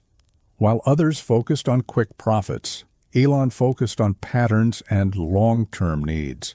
He believed that truly transformative technology addressed problems people didn't yet know they had. During this period, Elon became increasingly fascinated by the idea of digital mapping. Businesses were scattered across cities, yet there was no centralized platform that allowed people to find them easily. Phone directories offered limited information, and physical maps lacked detail. Elon saw an opportunity to merge mapping with online data, creating a platform that could help people navigate local services efficiently. The idea felt both practical and scalable, an ideal starting point for a first venture. Elon teamed up with his brother Kimball, whose calm support provided both emotional balance and shared drive. Together, they began shaping what would eventually become Zip2, working from a small rented office that double-functioned as their living space. Money was scarce, so expenses were cut to the bare minimum. They slept on couches or floors, often eating inexpensive meals and working long hours with little rest. The sacrifices were significant, but the sense of purpose carried them through. The earliest versions of their software were built through countless nights of coding and troubleshooting. Elon often worked until dawn, fueled not by adrenaline, but by a quiet belief that persistence mattered. He wrote line after line of code, refining functions, fixing errors, and ensuring the system could handle real business needs. Each improvement felt like progress, even when it was small. He understood that big ideas grew through tiny, consistent steps. Their office environment was humble, but filled with energy. Wires snaked across the floor, computers hummed constantly, and whiteboards covered in sketches lined the walls. The brothers brainstormed throughout the day, refining their ideas and planning outreach strategies. They contacted local businesses, explaining how the Internet could help them reach customers. Many owners were skeptical, unsure of what the digital world could offer. Elon responded with patience, describing the future not with hype, but with clarity. Despite slow beginnings, Elon remained steady. He understood that innovation required educating others, not just building technology. He scheduled meetings, demonstrated prototypes, and continued refining the platform. There were moments when progress stalled, when funding ran low, and when doubt crept quietly into late-night thoughts. But Elon returned repeatedly to the core idea. The Internet would reshape everything. His role was simply to build toward that future. As the platform improved, interest gradually grew. Larger companies began to see value in the service, recognizing that digital presence would soon be unavoidable. These early signs of traction gave Elon renewed confidence. He felt the first small rewards of persistence, not in money, but in validation. The technology was working. People were beginning to understand. The future, he imagined, was taking shape. The emotional weight of these years was heavy, yet Elon managed it with introspection rather than outward expression. He often processed stress internally, thinking through problems in long, quiet stretches. He believed that every obstacle could be solved through effort and logic. This belief helped him maintain stability when circumstances became overwhelming. Even during difficult weeks, he kept moving forward. The early days of Zip2 shaped Elon in profound ways. He learned the value of resilience, the importance of vision, and the boundaries of endurance. He learned that building something meaningful required both solitude and collaboration. He learned to make decisions quickly, to adapt constantly, and to trust his instincts. These lessons became part of the mental framework he would rely on for the rest of his career. As Zip2 grew, Elon began to see the potential for expansion far beyond local directories. He imagined linking businesses to dynamic maps, real-time updates, and digital infrastructure that could support cities in new ways. He thought about how transportation, communication, and commerce might evolve if supported by robust online systems. These ideas formed the basis for features that would later help Zip2 attract major investment. By the time investors took notice, Elon had already grown accustomed to humble living, long hours, and continuous effort. The possibility of funding didn't excite him in a material sense. Instead, it gave him hope that the platform could reach its full potential. He wanted Zip2 to reflect the early vision he carried, a vision rooted in usability, simplicity, and value. Each new opportunity brought him closer to that goal. As the company expanded, Elon began transitioning from coder to leader. He learned to communicate with teams, articulate goals, and guide development with clarity. Leadership did not come naturally at first. He had to practice patience, precision, and emotional awareness. But he approached these challenges the same way he approached coding, through iteration. Every interaction became a lesson. Every difficulty became a chance to improve. These years marked the true beginning of his entrepreneurial identity, not because of financial gain or public recognition, but because he discovered something essential within himself. He learned that he could envision a solution, build it from scratch, and guide it into the world. He learned that he could endure uncertainty without losing direction. And he learned that creation, slow, focused creation, was the work that gave him meaning. Zip2 became his first true entry into the world of innovation. And with it, the horizon of possibility widened. As Zip2 grew beyond its earliest phase, the challenges became more intricate and demanding. The company expanded its goals, sharpened its technology, and began attracting interest from larger clients. Yet with this growth came pressures that tested Elon's endurance in new ways. He found himself navigating decisions about hiring, strategy, and scale, areas far more complex than coding alone. Each new responsibility required new skills, and Elon approached them with the same calm determination he applied to technical problems. The work environment became more structured as employees joined the small team. What once felt like a quiet, improvised workspace now hummed with the movement of designers, salespeople, and engineers. Elon watched the transformation with a mix of pride and humility. The company he once built on a borrowed desk was becoming something real, but growth required letting go of certain habits. Elon could no longer manage everything himself. He had to trust others to carry parts of the vision. Learning delegation was a challenge. Elon cared deeply about the details of the product and the quality of the work. He had spent so many months shaping Zip2 personally that stepping back felt unfamiliar. But he understood that leadership demanded trust. He learned to guide without controlling, to articulate expectations clearly, and to support his team as they interpreted and expanded his ideas. These developments helped shape the collaborative leadership style he would refine over time. As the workload increased, Elon's days filled with meetings, presentations, and problem-solving sessions. He met with investors to secure funding, explaining Zip2's potential with calm clarity. He worked with engineers to refine the system's architecture. He partnered with sales teams to approach major companies. Each role required a different type of communication, and Elon adapted gradually, learning how to translate complex concepts into accessible language. The company's breakthrough arrived when major newspapers began adopting Zip2's platform. They saw value in the digital mapping and business directory services, recognizing that the Internet would become a primary source of information for readers. Securing these partnerships elevated Zip2 from a promising startup to a legitimate player in the emerging tech landscape. Elon felt a profound sense of accomplishment, not because of recognition, but because the technology was being used the way he had envisioned. Despite the success, Elon maintained a quiet, steady focus. He didn't celebrate loudly, nor did he pause to rest. Instead, he continued refining, questioning, and imagining improvements. Success brought validation, but it also brought new responsibilities. He understood that growth could stall if the product failed to evolve. He remained committed to delivering the best version of Zip2 possible, even as the company entered more public view.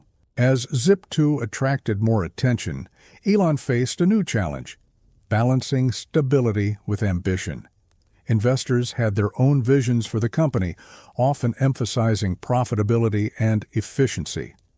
Elon, however, emphasized innovation and user value.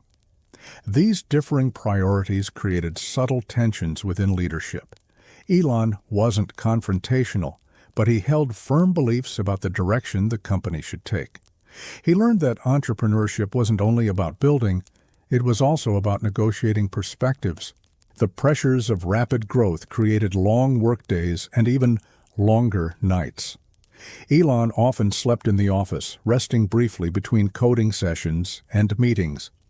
These habits didn't come from an obsession with work, but from a feeling of responsibility.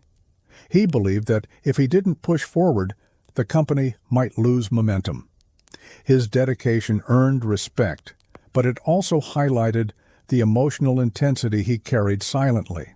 Through the chaos of expansion, Elon retained the introspective habits that shaped his earlier years. He spent quiet moments reviewing technical issues, reflecting on decisions, and thinking about the future of the Internet. He believed that Zip2 was only the beginning of a much longer journey. Although he didn't yet know what would come next, he felt that his purpose extended beyond a single startup.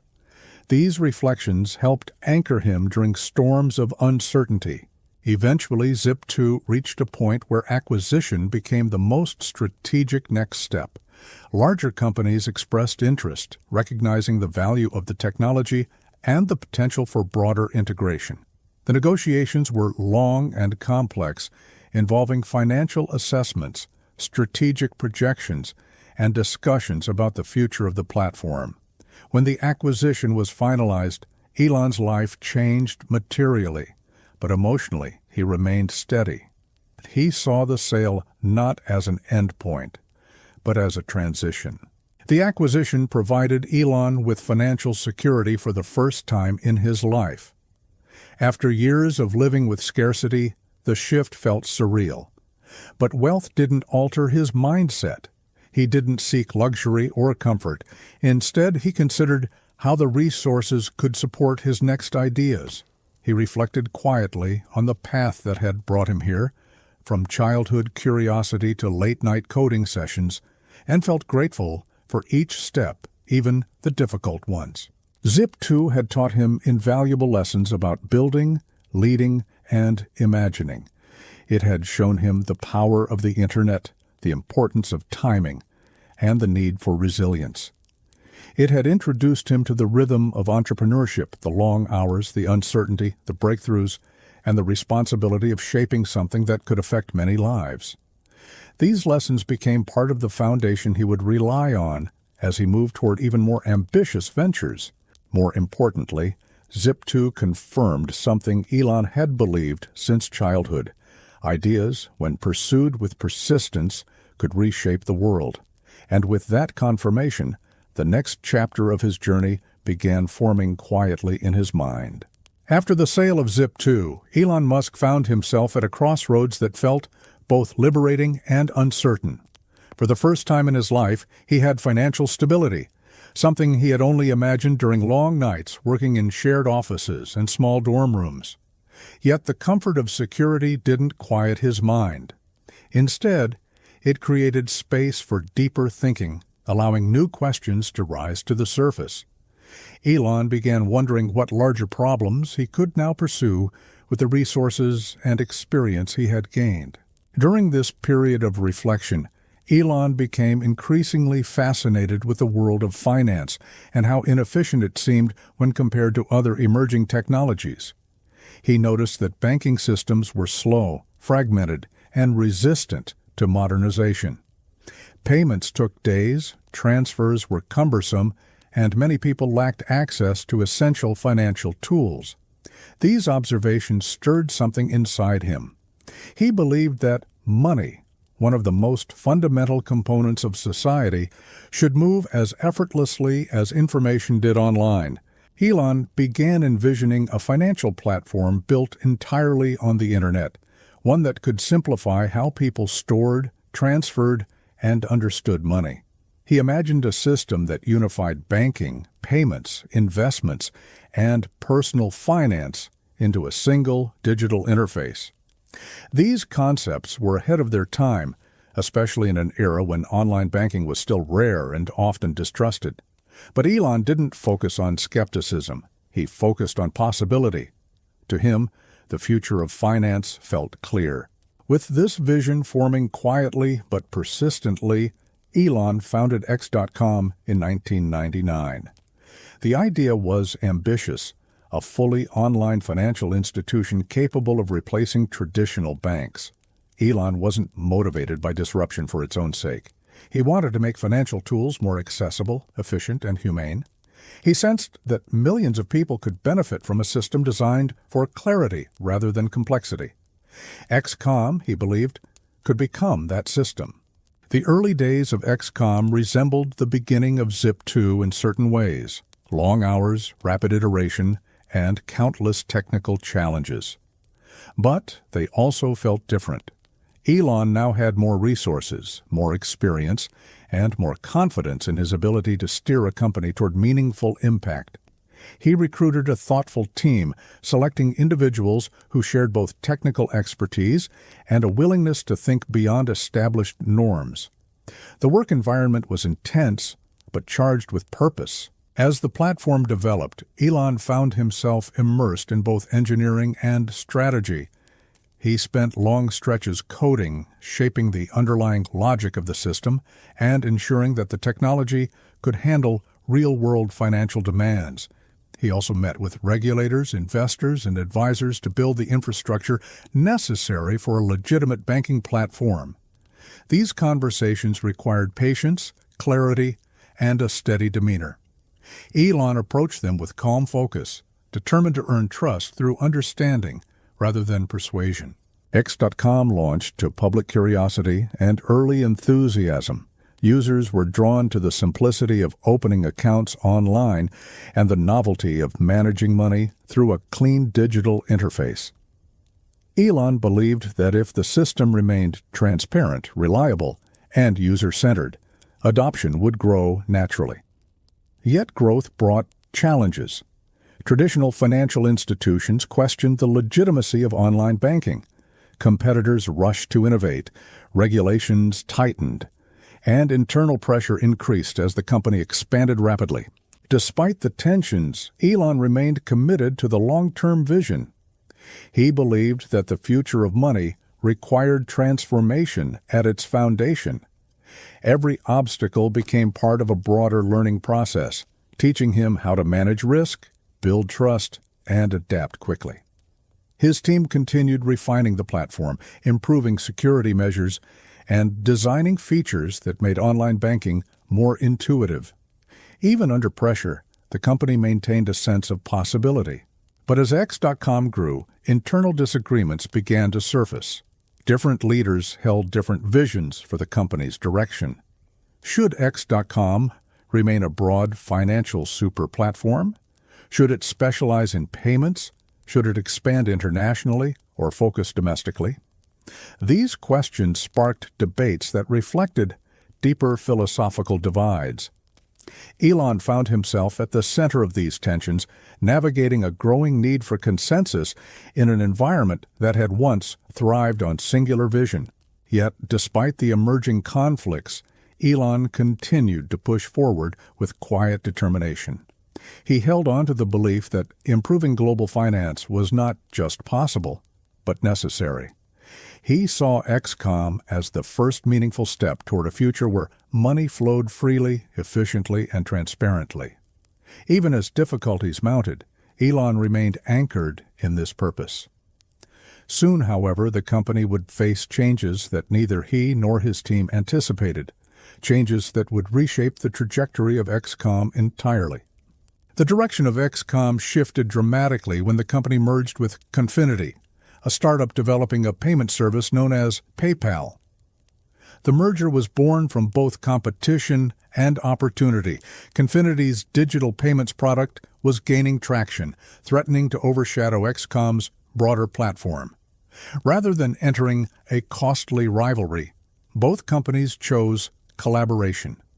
It was a strategic decision that held great promise, but it also introduced new layers of complexity. As the merged company integrated its operations, tensions quickly emerged between the two founding teams.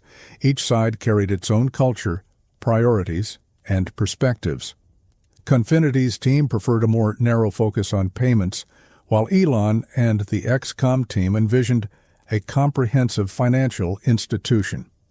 These differing philosophies created friction, revealing that unity in structure did not guarantee unity in vision.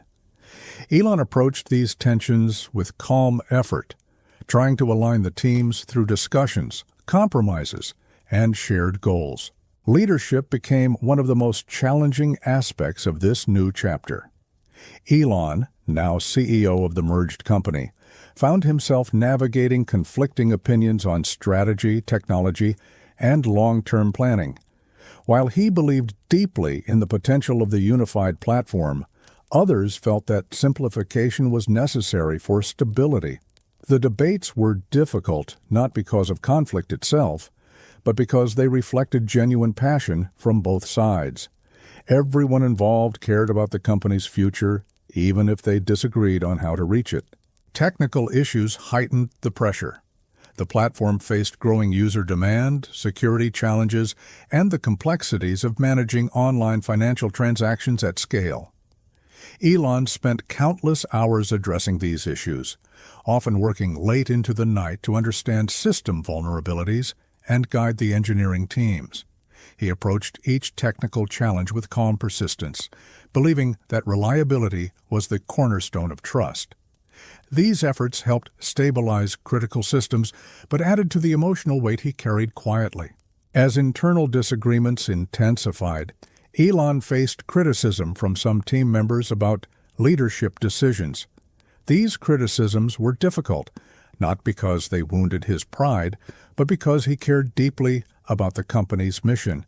He believed that every choice he made was rooted in long-term thinking, but he also understood that leadership required adaptability.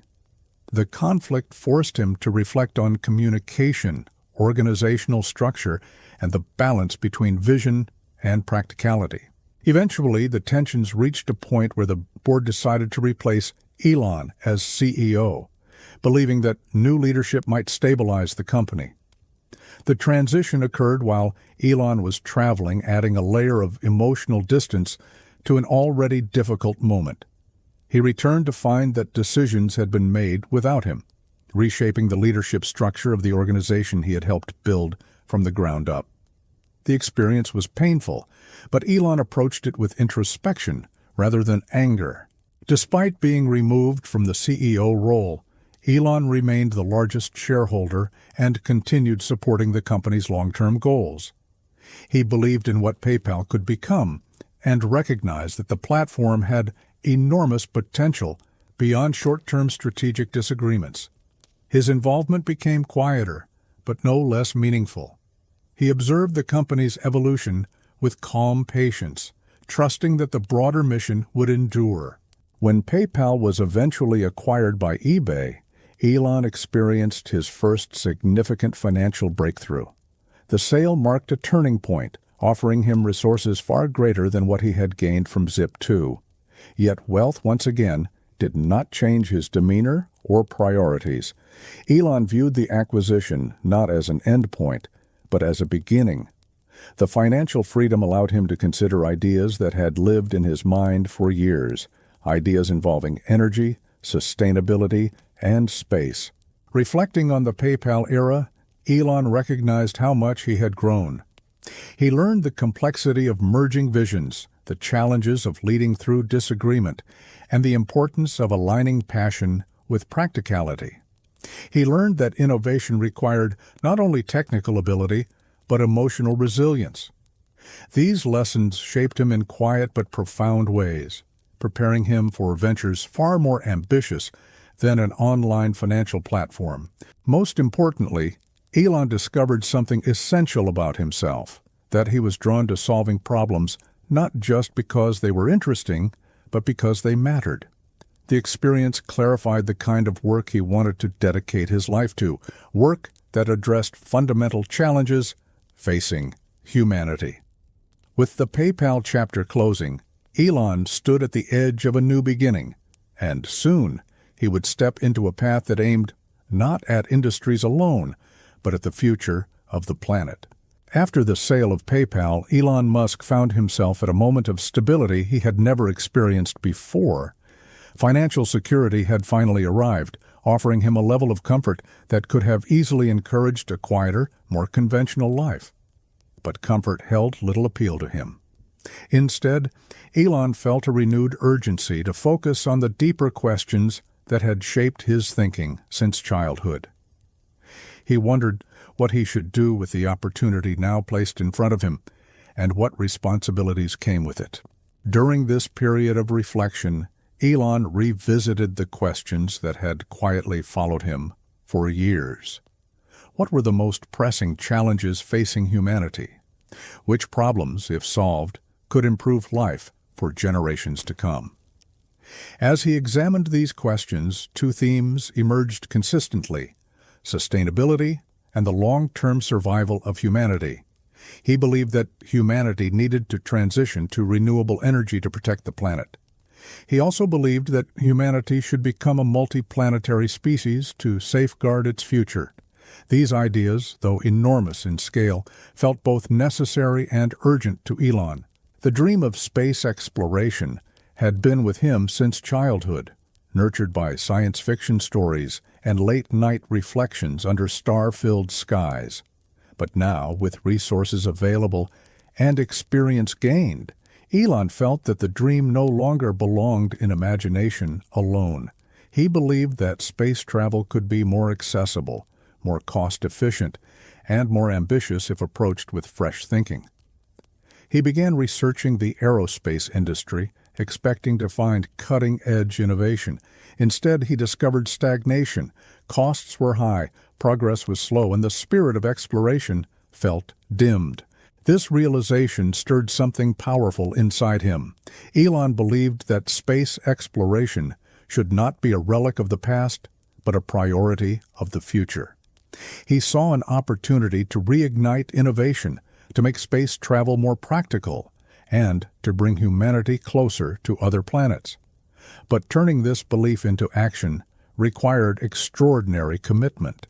He understood that the challenge ahead would demand immense financial investment, personal sacrifice, and a willingness to endure failure. Despite these risks, Elon felt compelled to move forward. In 2002, Elon founded SpaceX, short for Space Exploration Technologies Corporation. The name reflected both practicality and vision. Elon's goal was clear: to develop rockets that could drastically reduce the cost of spaceflight, making exploration sustainable in the long term. He believed that reusable rockets were the key to achieving this goal. While the industry dismissed the concept as improbable or impractical, Elon approached it logically. If aircraft could be reused, he reasoned, rockets should be reusable too. The earliest days of SpaceX unfolded in small offices and modest warehouses, where a growing team of engineers and scientists began tackling challenges that had once been considered insurmountable. Elon immersed himself in the technical details, studying rocketry, propulsion systems, and manufacturing processes with intense focus. He wasn't an aerospace expert by training, but he became one through relentless study and hands-on involvement. He asked questions, read manuals, and learned from failures with calm absorption.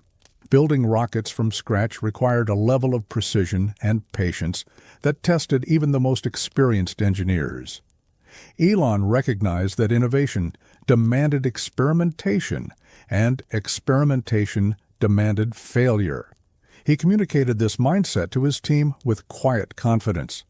Mistakes were not to be feared, but analyzed. Each setback became a source of information, guiding the next iteration. This approach created a culture of resilience, where the team felt supported not only in success, but in struggle. Elon worked alongside his team, often putting in days that stretched far past midnight. He reviewed designs, participated in tests, and pushed toward goals with unwavering determination. His leadership was rooted in presence. He didn't ask others to take on challenges he wasn't willing to take himself. This earned him respect, even when the workload felt overwhelming. The mission felt larger than any individual, including Elon himself. It felt like a responsibility to the future. The first rocket they attempted to build was named Falcon 1, a homage to the Millennium Falcon from Star Wars. Despite its whimsical reference, the rocket represented a serious leap into new territory. Elon believed that if they could make a small, reliable, and reusable rocket, it would pave the way for larger ambitions. The design process was filled with uncertainty, but the team moved forward step by step, guided by data, logic, and the belief that persistence mattered more than perfection. SpaceX progressed toward its first launch attempt with quiet intensity. The company operated with limited resources compared to established aerospace giants, relying more on ingenuity than on legacy systems. Elon encouraged creativity in problem-solving, asking his team to rethink conventional assumptions. He believed that the industry's slow pace came from adherence to tradition rather than necessity. If they dared to imagine differently, they could uncover solutions others overlooked. The first launch attempt, however, ended in failure. The rocket lifted from the pad before experiencing a critical issue that caused the mission to end prematurely. For many, this would have signaled defeat. But Elon responded with calm reflection. He reviewed the data, acknowledged the problems, and immediately began planning the next steps. His team followed his lead, treating the failure as part of the journey rather than the end of it. The disappointment was real, but so was the determination. The second and third launch attempts also failed, each for different technical reasons. These repeated setbacks brought SpaceX dangerously close to collapse. The financial strain intensified, and the emotional burden grew heavier. Yet Elon remained steady. He understood that innovation required stamina. He communicated to his team that they were not simply building rockets. They were building the foundation of a future where humanity could explore beyond Earth. This perspective helped them endure when circumstances seemed bleak. Despite the pressure, Elon continued investing his time, energy, and resources into SpaceX. He believed deeply that success was still possible. With limited funds remaining, the team prepared for a fourth launch, aware that it would likely be their last chance. Elon led with quiet resolve, focusing not on fear, but on process. He reminded his team that their work mattered, that every calculation, every test, and every adjustment had meaning. The final preparation felt both fragile and hopeful. And then, in 2008, on their fourth attempt, Falcon 1 successfully reached orbit. The moment was a culmination of years of effort, sacrifice, and resilience. The team celebrated quietly but meaningfully, knowing what it had taken to reach this milestone. Elon felt relief, gratitude, and renewed purpose. The success validated SpaceX's vision and held open the doorway to larger ambitions. But even in celebration, Elon remained grounded. He knew this victory was only the beginning. SpaceX's early years taught Elon profound lessons about perseverance, leadership, and innovation. He learned that progress often appeared only after struggle, and that resilience was as essential as intelligence. Most importantly, he learned that pursuing meaningful goals required embracing uncertainty without losing direction. These lessons shaped every decision he made moving forward, and soon his attention would turn toward another challenge, one grounded not in the stars, but on Earth itself. While Elon Musk was pouring immense energy into the early years of SpaceX, another question kept resurfacing in his mind. One grounded not in the cosmos, but in the challenges facing life on Earth. He believed deeply that humanity needed to transition to sustainable energy systems if it hoped to preserve the planet for future generations. The problem felt urgent. Yet global momentum toward clean energy remained slow. Elon sensed that the world needed bold solutions, not incremental improvements. Electric vehicles had existed in concept for decades, but they faced limitations that prevented widespread adoption. Early models were slow, impractical, and lacked the range necessary for everyday use. Many people dismissed them as niche products rather than viable alternatives. But Elon saw something different. He believed that if electric vehicles were designed with precision, passion, and innovation, they could outperform traditional cars in both performance and sustainability. The challenge wasn't technological impossibility, it was lack of ambition. During this period, Elon learned about a small startup in California working on electric sports cars. The company was named Tesla Motors, and its founders were engineering a high-performance vehicle powered entirely by batteries. The idea intrigued him. He saw potential in their vision and believed the world needed such ambition. Elon decided to invest in Tesla and eventually took on a leadership role, helping guide the company's direction with quiet but unwavering conviction. Tesla's early environment resembled the startup atmosphere Elon had grown familiar with, intense, creative, and filled with engineers who believed deeply in the mission. The team worked long hours developing battery systems, designing drivetrains, and planning manufacturing strategies. Elon admired their passion and saw in them a reflection of the purpose he carried. He believed that transportation could evolve dramatically if people dared to imagine something better. The early stages of Tesla were filled with technical challenges. Designing a high-performance electric vehicle required solving problems that had resisted innovation for years. Batteries needed to store more energy without becoming too heavy. Motors needed to operate efficiently under high demand. Safety, longevity, and cost all had to be considered simultaneously. These challenges tested the limits of engineering, but Elon approached them with the same calm intensity he brought to SpaceX. He immersed himself in the technical details, reviewing designs, studying battery chemistry, and analyzing manufacturing processes. He didn't seek to control every aspect, but he believed that understanding the fundamentals allowed him to guide the company effectively. Engineers appreciated his involvement because it signaled genuine commitment. He wasn't merely an investor, he was a collaborator, willing to learn and contribute. As Tesla progressed, the vision grew clearer. They weren't just building a car, they were building a statement, a demonstration that electric vehicles could be exciting, desirable, and practical. The Roadster, Tesla's first car, embodied this philosophy. It offered speed, style, and innovation in a package that challenged every stereotype about electric vehicles.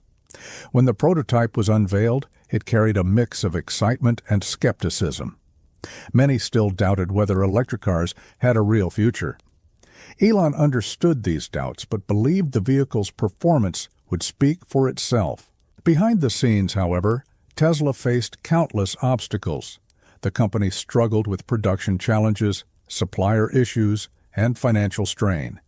Each delay created additional pressure, but Elon continued approaching these problems with steady resolve, believing that short-term difficulties were part of a longer narrative. He reminded the team that innovation was rarely smooth and that perseverance mattered just as much as inspiration.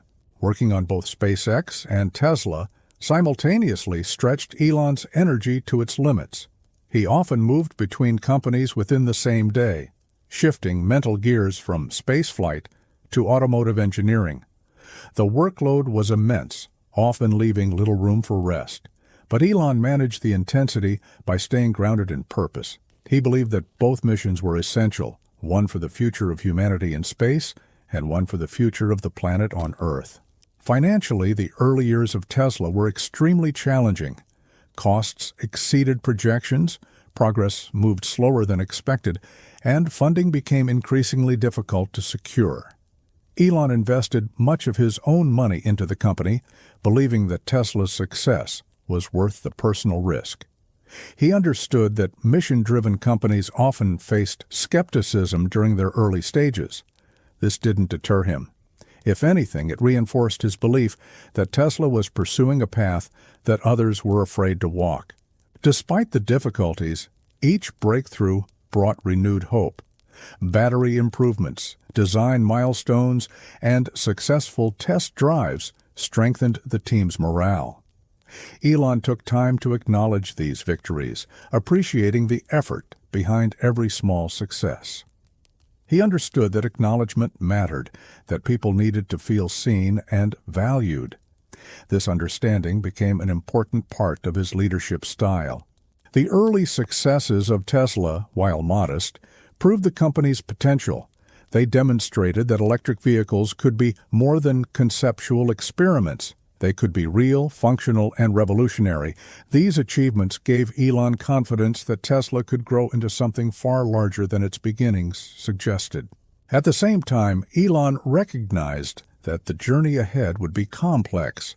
Building a sustainable future required both innovation and endurance. He knew that Tesla would face challenges similar to those SpaceX had endured: skepticism, financial strain, and technical setbacks. But he also believed that the mission was worth every obstacle. SpaceX reached upward toward the stars, while Tesla reached inward toward the systems that shaped life on Earth. Together, they represented Elon's commitment to the dual future of humanity, one among planets and one rooted deeply in sustainability. The growth of Tesla brought both promise and pressure, creating an environment that tested Elon Musk in ways he had never experienced before. As the company moved from early prototypes to real production planning, the challenges became more complex and more frequent. Engineering decisions collided with financial realities, timelines stretched beyond expectations, and the demands of innovation grew heavier with each passing week. Elon approached these challenges with quiet determination, understanding that creating something new rarely followed a smooth path. Yet even he underestimated the emotional and physical strain these early years would bring. Tesla continued developing its first vehicle while simultaneously expanding its team, bringing together engineers, designers, and specialists from around the world. Each new addition brought unique strengths, but also differences in perspective that required delicate coordination. Elon found himself navigating disagreements between departments, balancing strong personalities, and helping unify teams that sometimes struggled to see the same vision. He learned that leadership was not simply about giving direction. It was about listening deeply, communicating clearly, and helping others believe in possibilities they could not yet see. As production plans grew more detailed, Tesla encountered unexpected obstacles. Suppliers missed deadlines, materials failed quality checks, and costs rose faster than projections. These issues created bottlenecks that threatened the entire timeline of the Roadster's launch. Elon responded with calm intensity, choosing to focus on solutions rather than blame. He reviewed contracts, strengthened partnerships, and encouraged his team to innovate around the constraints. The process demanded long hours and steady resilience, but Elon believed that progress, even slow progress, mattered. Tesla's growing team often looked to Elon for reassurance during difficult periods. He made a conscious effort to remain steady, understanding that leadership required holding a calm center even when situations felt uncertain. He shared updates openly, explained challenges honestly, and offered a sense of direction when morale dipped. Elon's ability to maintain focus under pressure encouraged others to stay committed. He believed that transparency fostered trust, and trust strengthened teams, not through grand speeches, but through consistent presence. Despite the ongoing challenges, there were moments of genuine excitement. Engineers celebrated small breakthroughs in battery efficiency. Designers refined the car's appearance with gradual but meaningful improvements. Test drives revealed new possibilities, giving the team glimpses of what their efforts could eventually become. Elon cherished these moments quietly, understanding how important they were in sustaining momentum. He believed that every breakthrough, no matter how small, carried the energy needed to propel the company forward. As Tesla grew more complex, Elon began to develop a deeper understanding of leadership through conflict. He learned that disagreements could be productive when handled with intention. He encouraged his team to express concerns openly, even when those concerns challenged his own views. He understood that innovation required tension, the kind that pushed ideas to evolve rather than collapse. These lessons shaped his leadership style, teaching him the value of balancing decisiveness with humility. Running Tesla simultaneously with SpaceX stretched Elon's time and energy to extraordinary levels. He often moved from rocket design reviews to automotive engineering meetings within hours, shifting between worlds that demanded equal attention. He navigated this intensity through structure and focus, managing his schedule with precision and approaching each responsibility with calm purpose. Though the workload was overwhelming, Elon remained anchored by the belief that both missions, sustainability and space exploration, were essential for humanity's future. Tesla's early struggles also revealed gaps in the company's organizational structure. Elon recognized that certain improvements were needed to support long-term stability. He worked quietly to streamline communication, strengthen managerial roles, and create processes that reduced friction between departments.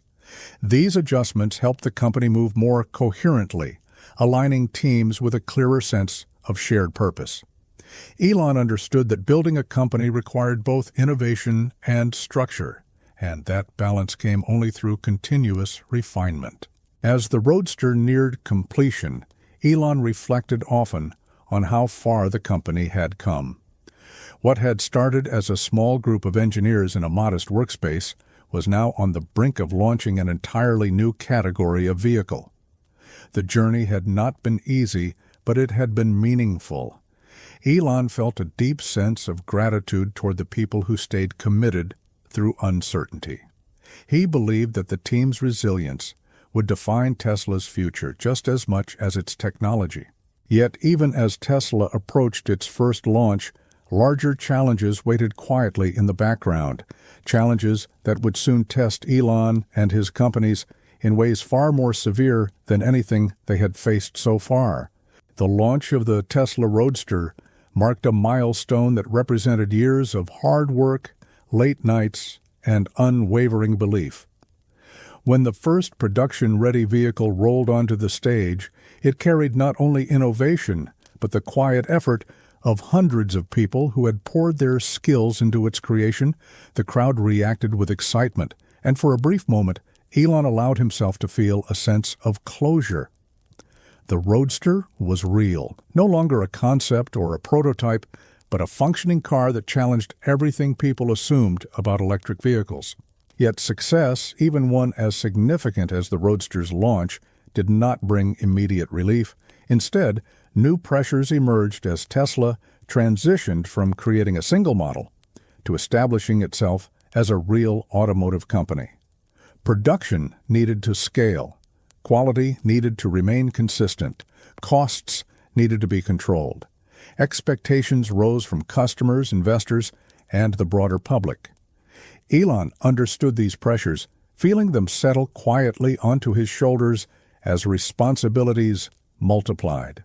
At the same time, SpaceX was entering some of the most difficult years in its early history. Rocket tests continued, each one carrying risks that could impact the company's survival.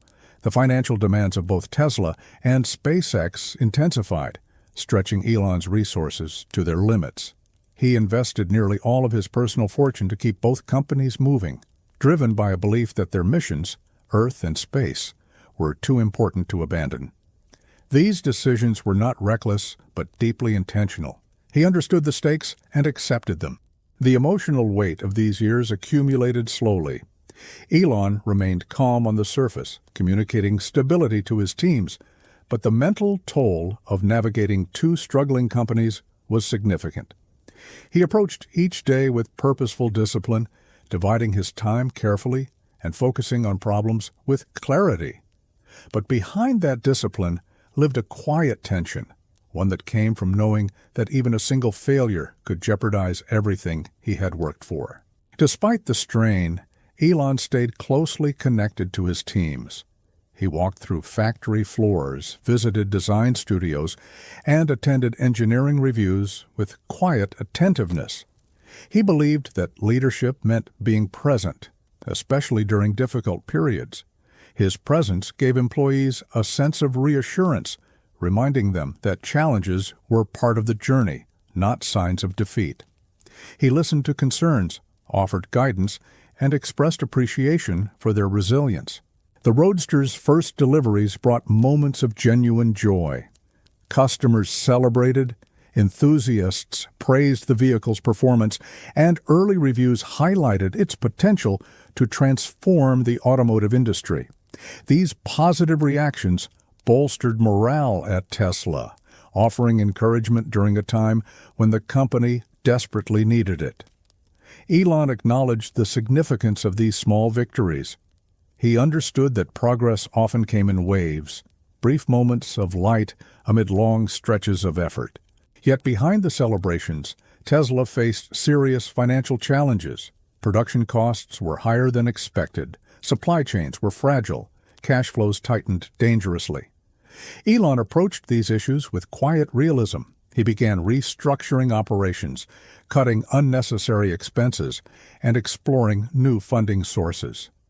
He knew the decisions ahead would be difficult, but he believed that careful, steady choices could guide the company through turbulence. As SpaceX and Tesla both struggled to survive, Elon spent many nights reflecting on his motivations. He reminded himself that these companies were more than businesses. They were missions shaped by values he had carried since childhood. SpaceX represented curiosity, exploration, and humanity's long-term potential. Tesla represented sustainability, responsibility, and care for the planet. These reflections grounded him, helping him push through exhaustion and uncertainty. By this time, Elon had learned that leadership was not defined by confidence alone, but by endurance. He discovered that the true test of vision came during moments when progress seemed almost impossible. He also learned that change required not only imagination, but persistence, strategy, and the ability to move forward even when the path felt unclear. These lessons became part of his character, shaping the decisions he would make in the years to come. The early Roadster era taught Elon that innovation carried real emotional weight. It required accepting risk, navigating conflict, and enduring periods of doubt. But it also offered something meaningful, a sense of purpose that made each challenge worthwhile. Elon understood that the journey would only grow more difficult from here, but he also believed that difficulty was the natural companion of progress. As he looked ahead, he felt the quiet awareness that the most intense period of his life was approaching, and soon he would face challenges that would push him further than he had ever imagined. The year 2008 would become one of the most challenging chapters in Elon Musk's life, drawing together every difficulty he had endured and amplifying them in ways he could not have predicted. Tesla was struggling financially, SpaceX was facing repeated failures, and the global economy was entering a severe downturn. Each of these pressures carried its own weight, but together they created a storm that tested Elon's endurance more deeply than anything he had experienced before. He approached each day with quiet focus, understanding that only persistence stood between survival and collapse. Tesla's financial health deteriorated quickly as production issues continued and costs continued to rise. Suppliers grew uncertain, investors hesitated, and delays strained trust even among supporters who believed in the company's mission.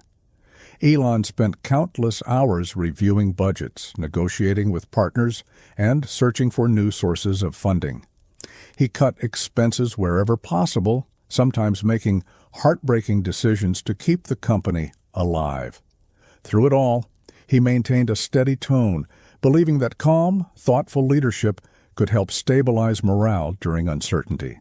At the same time, SpaceX faced increasing pressure after multiple failed launch attempts.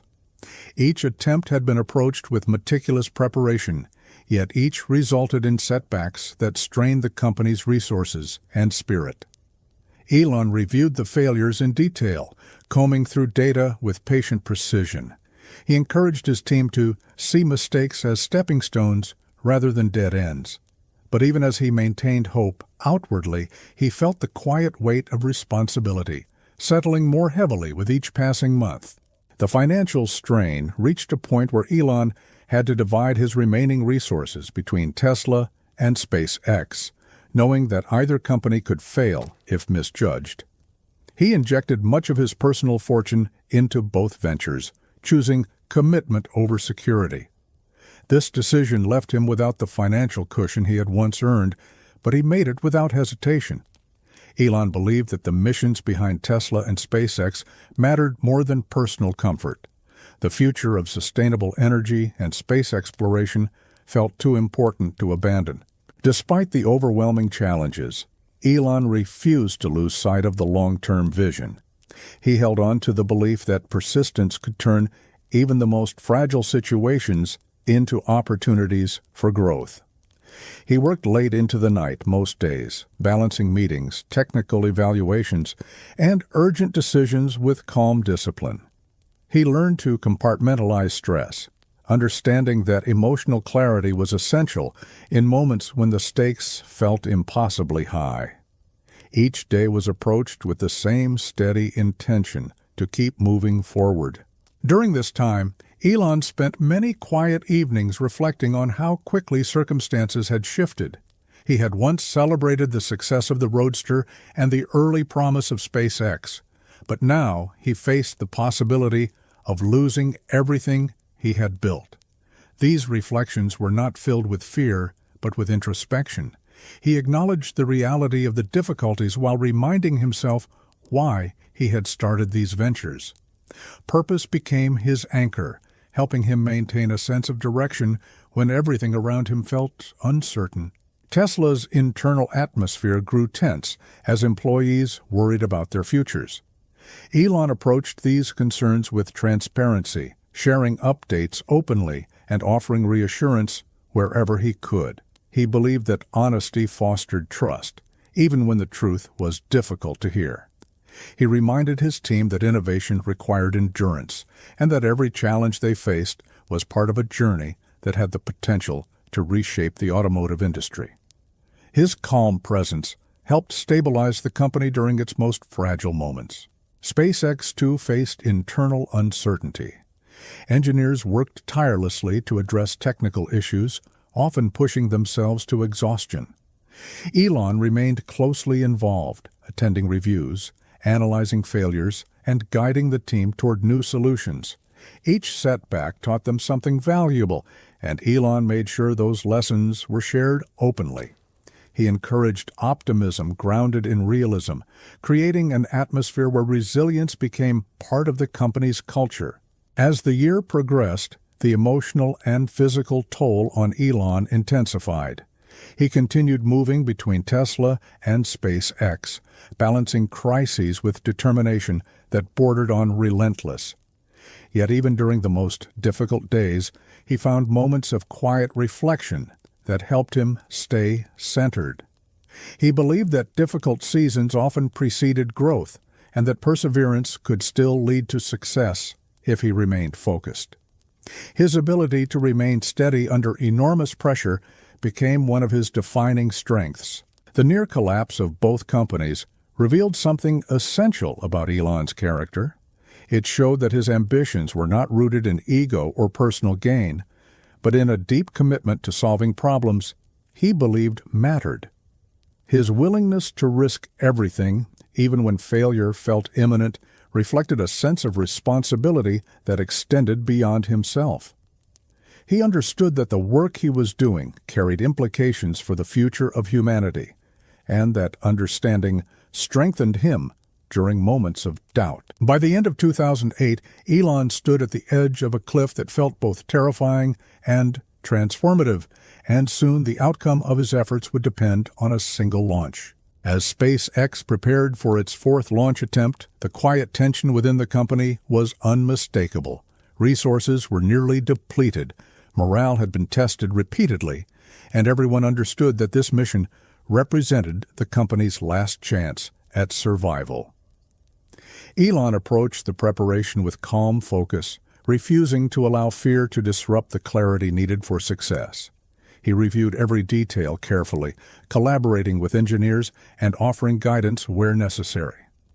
The atmosphere was serious but steady, shaped by a shared understanding of the moment's significance. In the days leading up to the launch, Elon spent long hours at the testing site, walking along the equipment, observing the teams, and absorbing the energy of the environment. He spoke with engineers in soft, measured tones, recognizing how much pressure they carried on their shoulders. He reminded them that each attempt, successful or not, brought them closer to understanding what was needed. This reassurance helped ease the anxiety that lingered beneath the surface, reminding everyone that significance and stress often arrive together. The launch day arrived quietly, without the noise or celebration that usually accompanied such events. The team gathered with a sense of focused anticipation, aware of the importance of precision. Elon remained calm, his demeanor steady and composed. He watched the preparations unfold methodically, trusting the team's expertise. Every step, every check, and every moment carried the weight of years of effort condensed into a single point in time. When Falcon 1 lifted from the launch pad, the world seemed to pause. Elon watched silently, Absorbing every second with deep concentration, the rocket ascended cleanly, steadily cutting through the sky. As it continued upward, the tension among the team shifted gradually into hope. And then, for the first time in the company's history, the rocket reached orbit successfully. The mission had succeeded. The years of effort, failure, and resilience had culminated in a moment of quiet triumph. The room filled with emotion, relief, joy, and gratitude. But Elon remained composed for several moments longer. He allowed himself to absorb the reality of what had just happened. The success was not simply a technical achievement, it was proof that persistence had meaning. It validated the sacrifices, the long nights, and the unwavering commitment that had carried SpaceX through its most difficult years. Elon felt a quiet, profound sense of gratitude toward his team. They had endured together, and success had emerged from that endurance. The success of Falcon 1 changed everything. It opened the door to new opportunities, including NASA's Commercial Orbital Transportation Services contract, a partnership that would ultimately secure SpaceX's future. Elon approached this turning point with humility, understanding how close they had come to losing everything. He believed that the success was not a sign of destiny, but a reflection of the effort his team had invested. It strengthened his belief in the power of persistence and the importance of remaining steady during uncertainty. Meanwhile, Tesla received crucial investment that allowed it to avoid bankruptcy during the same period. The timing felt almost surreal, as though both companies had reached their breaking points simultaneously and emerged with new life. Elon reflected on the alignment quietly, recognizing that these events were the result of countless decisions, sacrifices, and moments of resilience that had accumulated over years. He understood that success often arrived only after a person was willing to endure their most difficult experiences. As the crisis eased, Elon allowed himself brief moments of rest, not to celebrate, but to breathe. He reflected on how close both companies had come to failure and how deeply those experiences had shaped him. The struggles had clarified his purpose, strengthened his leadership, and solidified his belief in the missions he carried. He realized that meaning often emerged from hardship, and that difficulty could reveal parts of ourselves we did not know we possessed. The near collapse of Tesla and SpaceX left lasting impressions on Elon. It taught him the importance of endurance, the value of patience, and the quiet strength required to face uncertainty without losing direction. These lessons would stay with him as he moved into the next chapters of his work, shaping his decisions and guiding his approach to future challenges. The years following Tesla's survival marked the beginning of a new chapter, defined not by crisis, but by careful rebuilding. Elon Musk approached this period with a calmer, more deliberate mindset, understanding that stability could only be created through intentional choices. Tesla's vision had survived its most difficult moment, but the company needed more than resilience. It needed refinement. Elon knew that if Tesla was going to grow, it had to deliver a vehicle that proved electric cars were not merely alternatives, but superior choices. This realization became the foundation for the Model S. Designing the Model S required a level of precision and creativity that pushed Tesla's team into new territory. Elon encouraged the engineers and designers to aim for excellence in every detail, from the battery architecture to the user interface. He believed that innovation needed to be embedded not only in performance, but in simplicity, comfort, and beauty. The team approached each component with patience, refining the design until it aligned with the standards Elon envisioned. These early sessions were filled with quiet discussions, thoughtful diagrams, and a shared understanding that the Model S would determine Tesla's future. The development process was steady but demanding. Engineers tested new battery technologies, evaluated safety mechanisms, and constructed prototype after prototype. Elon remained deeply involved, reviewing technical documents late into the night and joining discussions about everything from aerodynamic shape to manufacturing efficiency. His calm intensity guided the team not through pressure, but through presence. He demonstrated that attention to detail was not optional. It was essential to achieving something meaningful. The Model S began to take shape not only as a vehicle, but as a statement. It represented the idea that sustainability could coexist with performance, that practicality could harmonize with elegance, and that electric cars could exceed expectations rather than simply meet them. Elon believed that the Model S needed to be more than good. It needed to be exceptional. He wanted the car to shift perception, proving that electric vehicles could surpass traditional cars in range, safety, and design. This belief guided every decision, creating an atmosphere of purposeful focus. As the vehicle neared completion, Tesla prepared for manufacturing at a scale the company had never attempted before. Elon led these efforts with calm determination, understanding that production quality would play a crucial role in the Model S's success. He visited factories frequently, observing assembly lines, speaking with workers, and refining processes to improve efficiency. These visits were not symbolic. They reflected Elon's belief that leadership required being present on the ground, especially when new challenges emerged.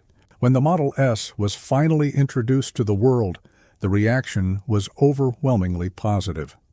Reviews praised its range, acceleration, safety, and design. Customers expressed excitement about the seamless driving experience, the intuitive interior layout, and the quiet power of the vehicle. Elon acknowledged these reactions with gratitude, but remained focused on continuous improvement. He understood that success created new expectations, and he wanted Tesla to meet those expectations with consistent progress rather than celebratory pauses. The launch of the Model S marked a significant turning point for Tesla. It shifted the company from a survival-driven startup into a legitimate competitor within the automotive industry. This transformation brought new opportunities, but also new responsibilities. Elon approached this transition with thoughtful clarity, reminding himself and his team that growth required discipline and steady effort. He believed that the Model S was only the beginning of a broader movement toward sustainable transportation. As Tesla expanded, Elon reflected on how far the company had come since its early struggles. The journey had been difficult, filled with uncertainties and quiet moments of doubt.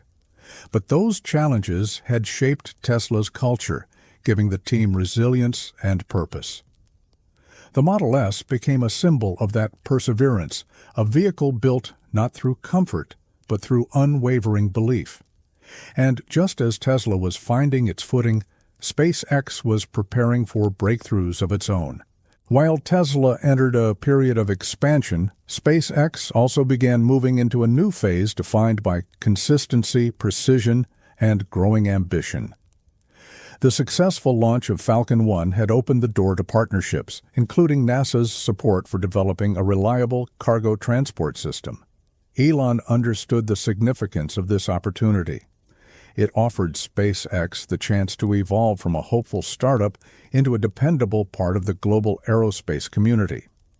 He approached this period with steady focus, recognizing how much was at stake.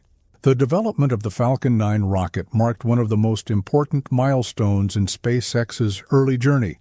Unlike Falcon 1, the Falcon 9 required a larger team, more complex engineering, and deeper levels of collaboration.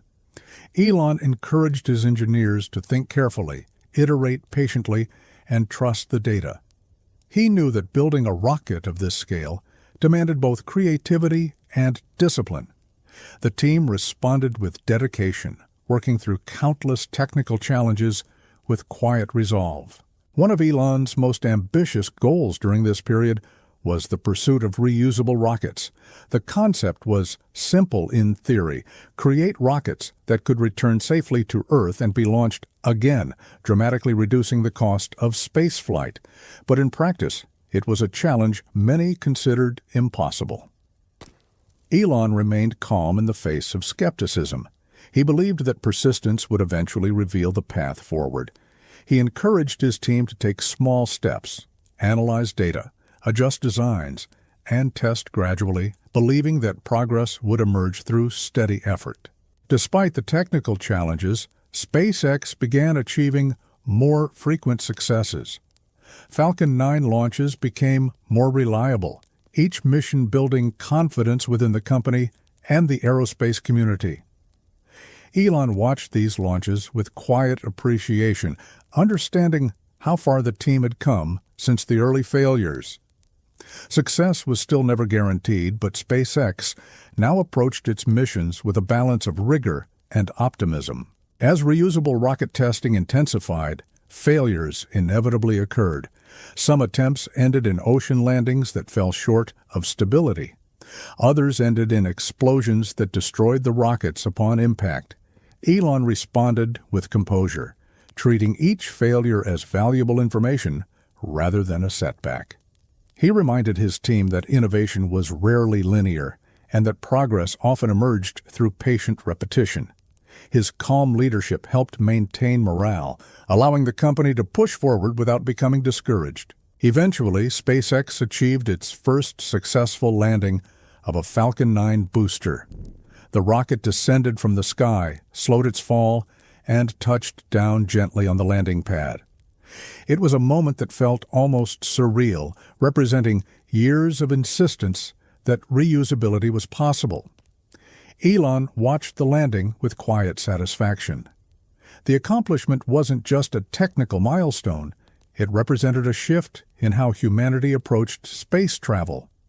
It marked the beginning of a future where space could become more accessible and more sustainable.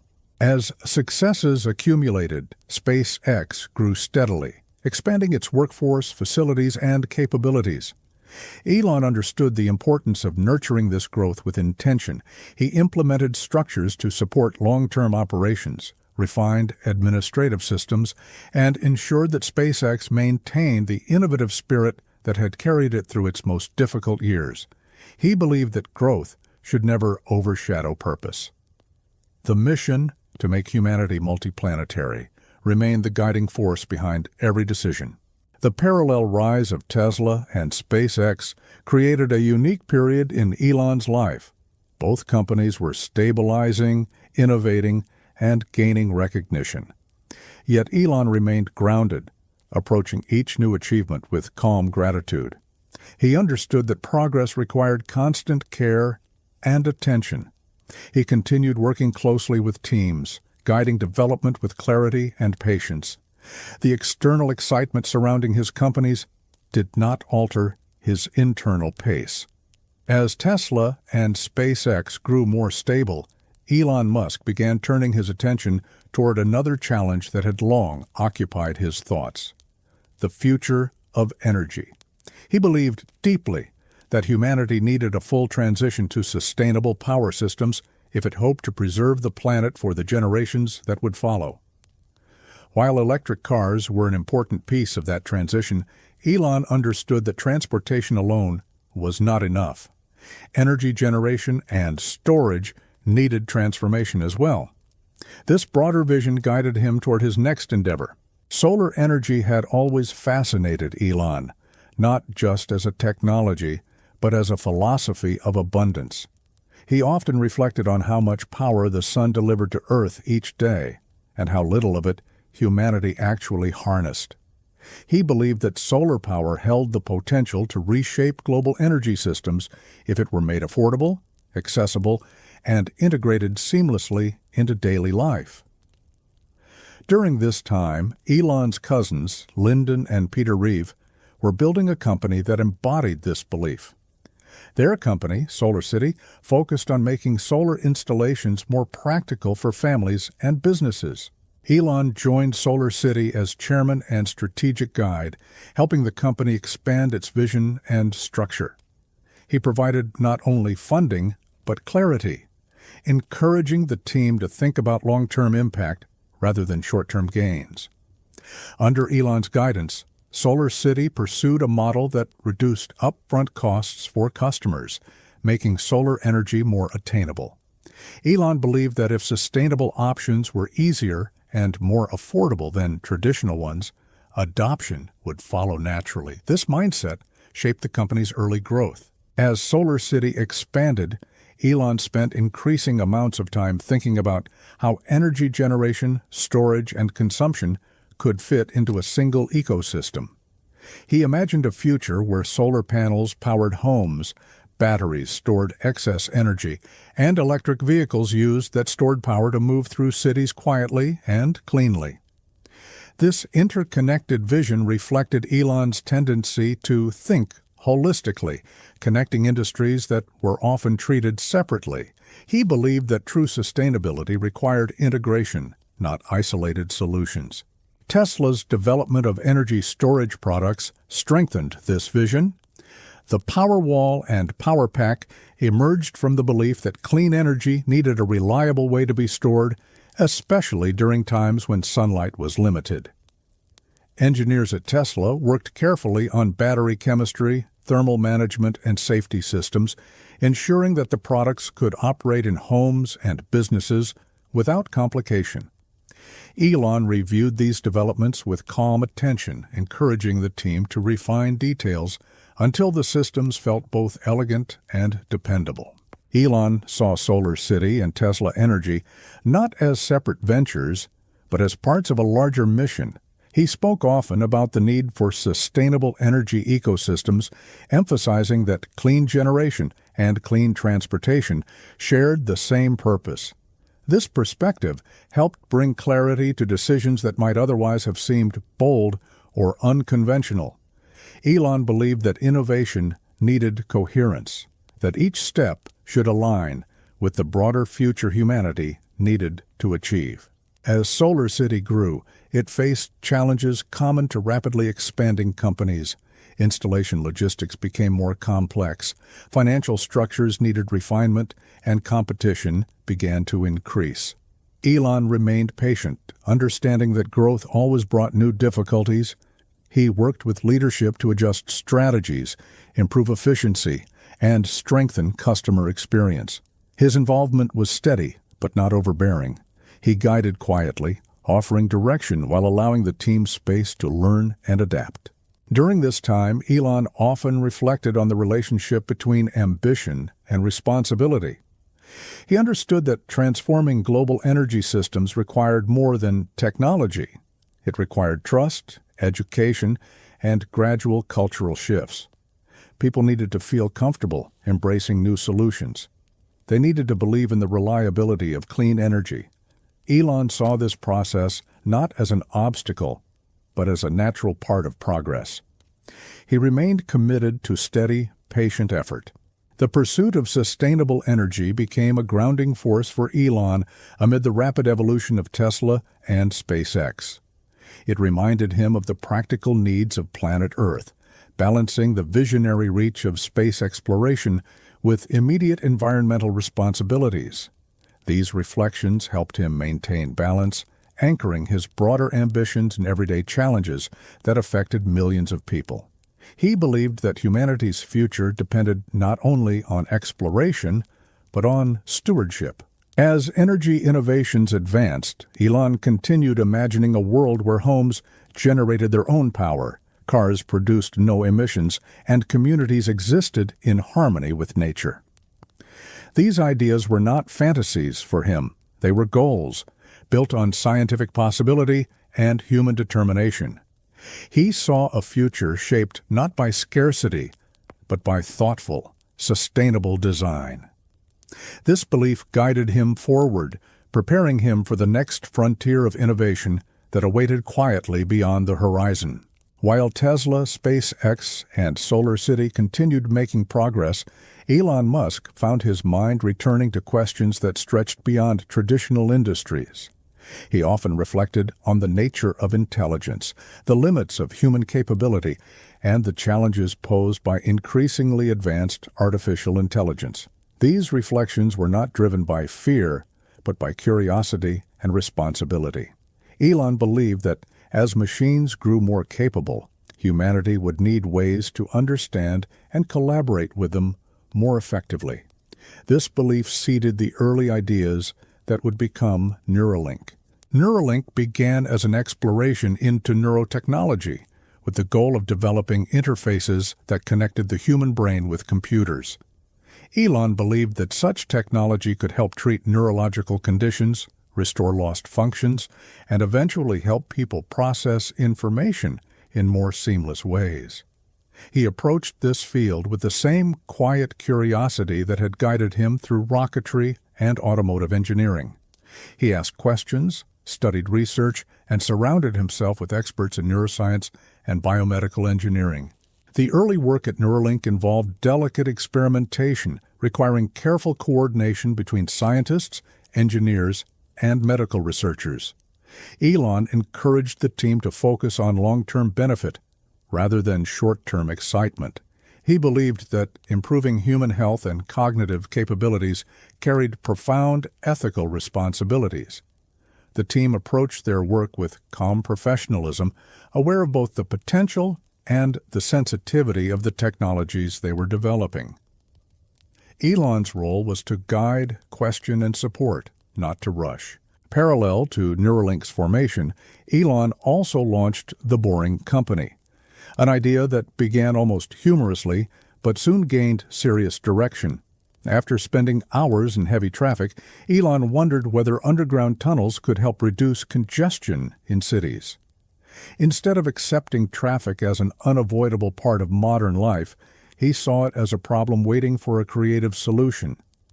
The idea was simple in concept: build tunnels that allowed vehicles to bypass surface congestion, improving travel speed and efficiency. The Boring Company began experimenting with tunneling technologies, aiming to reduce the cost and time required for excavation. Elon believed that progress depended on rethinking assumptions and simplifying processes wherever possible. He encouraged the team to focus on practical improvements, testing materials, refining designs, and developing machinery that could operate reliably in complex environments. The company grew gradually, guided more by experimentation than by rapid expansion. Both Neuralink and the Boring Company reflected Elon's tendency to pursue ideas across widely different domains. Some people found the diversity of his ventures unusual, but to Elon, they all emerged from the same principle: identify important problems and work toward solutions with steady, disciplined effort. Whether the problem involved sustainable energy, space travel, traffic congestion, or neuroscience, he approached each one with curiosity and quiet commitment. The emotional and mental demands of managing multiple companies were significant, yet Elon remained anchored by purpose. He understood that innovation required broad thinking and relentless focus, but also balance and introspection. He spent time reflecting on his motivations, asking himself whether each new project contributed meaningfully to the future he wanted to help create. These reflections kept his work grounded, ensuring that ambition did not drift away from responsibility. In these years, Elon also became more vocal about the potential risks of artificial intelligence. He believed that AI could offer immense benefits, but also carried dangers if developed irresponsibly. His concerns were not rooted in speculation, but in careful observation of technological trends. He engaged experts in thoughtful discussions, encouraging the development of guidelines, safety measures, and ethical frameworks. His goal was not to restrict progress, but to ensure that it remained aligned with human well-being.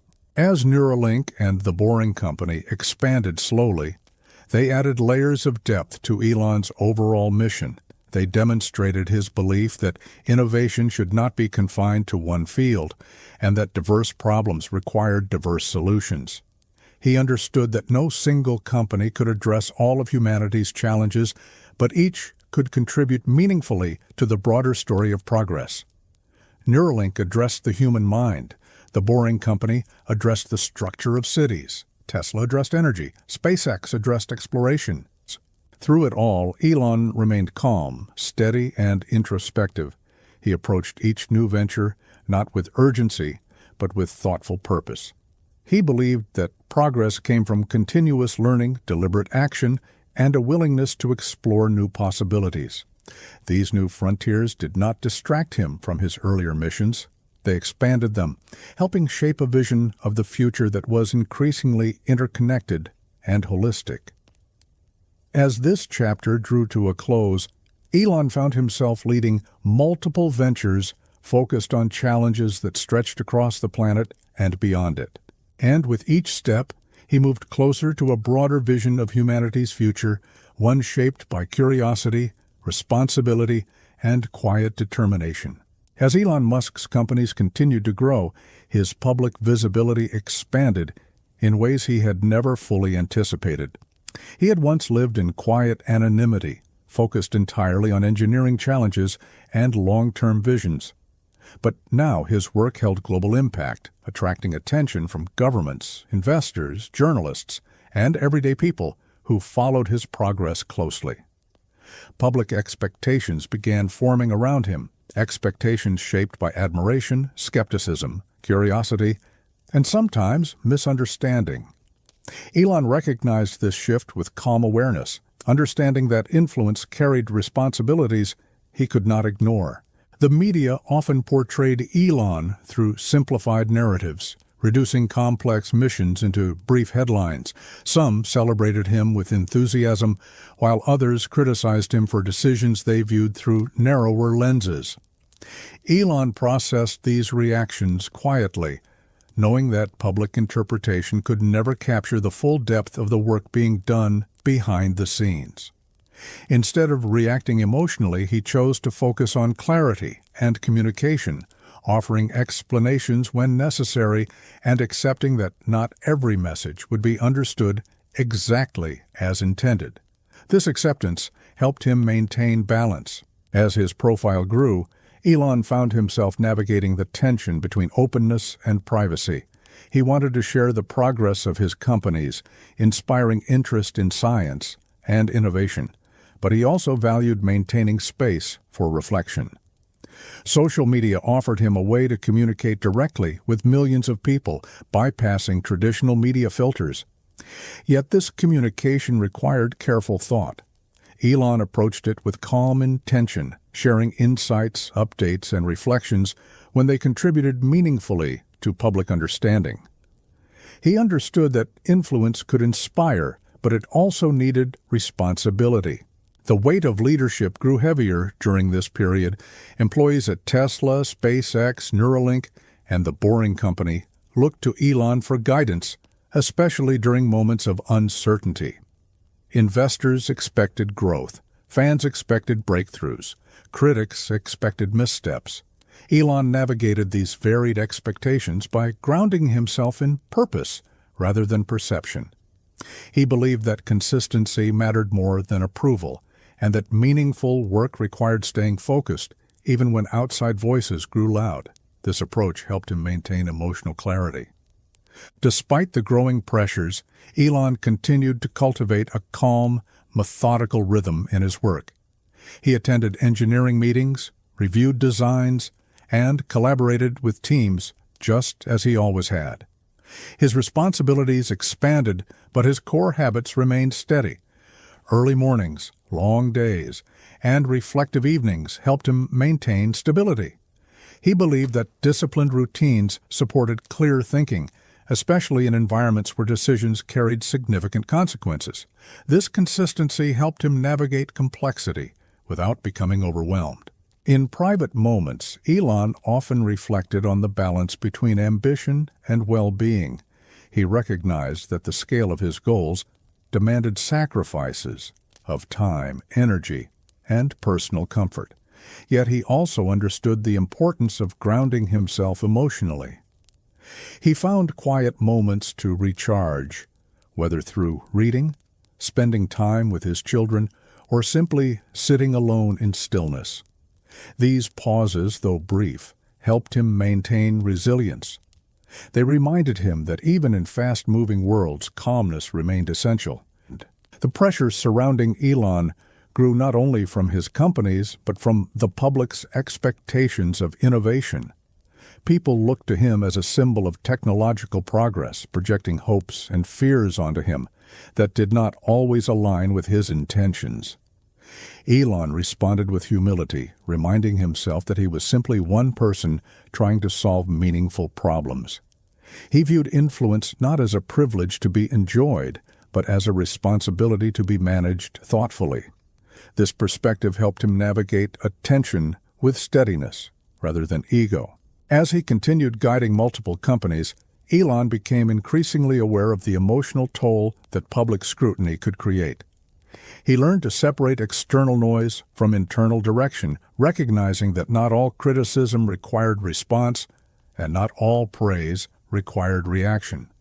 He focused instead on performance, on delivering results through disciplined effort. He believed that consistent progress spoke louder than any words, and that actions, over time, revealed the truth behind intentions. Through these experiences, Elon gained a deeper understanding of leadership's complexity.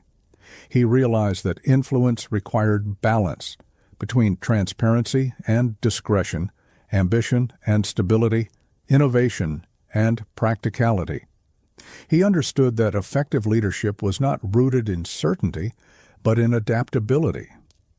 It required listening, learning, and adjusting calmly to the evolving demands of a changing world. These reflections shaped his mindset as he moved into increasingly global conversations. The complexity of influence, its opportunities, challenges, and emotional demands became another part of Elon's journey. And soon, he would face the second half of this chapter, navigating controversy, responsibility, and the long-term impact of his decisions. As Elon Musk's visibility grew, so did the controversies surrounding him. Some of these controversies emerged from misinterpretations of his words, while others arose from the unpredictable nature of innovation itself. Large-scale projects carried inherent risks, and bold statements sometimes triggered strong public reactions.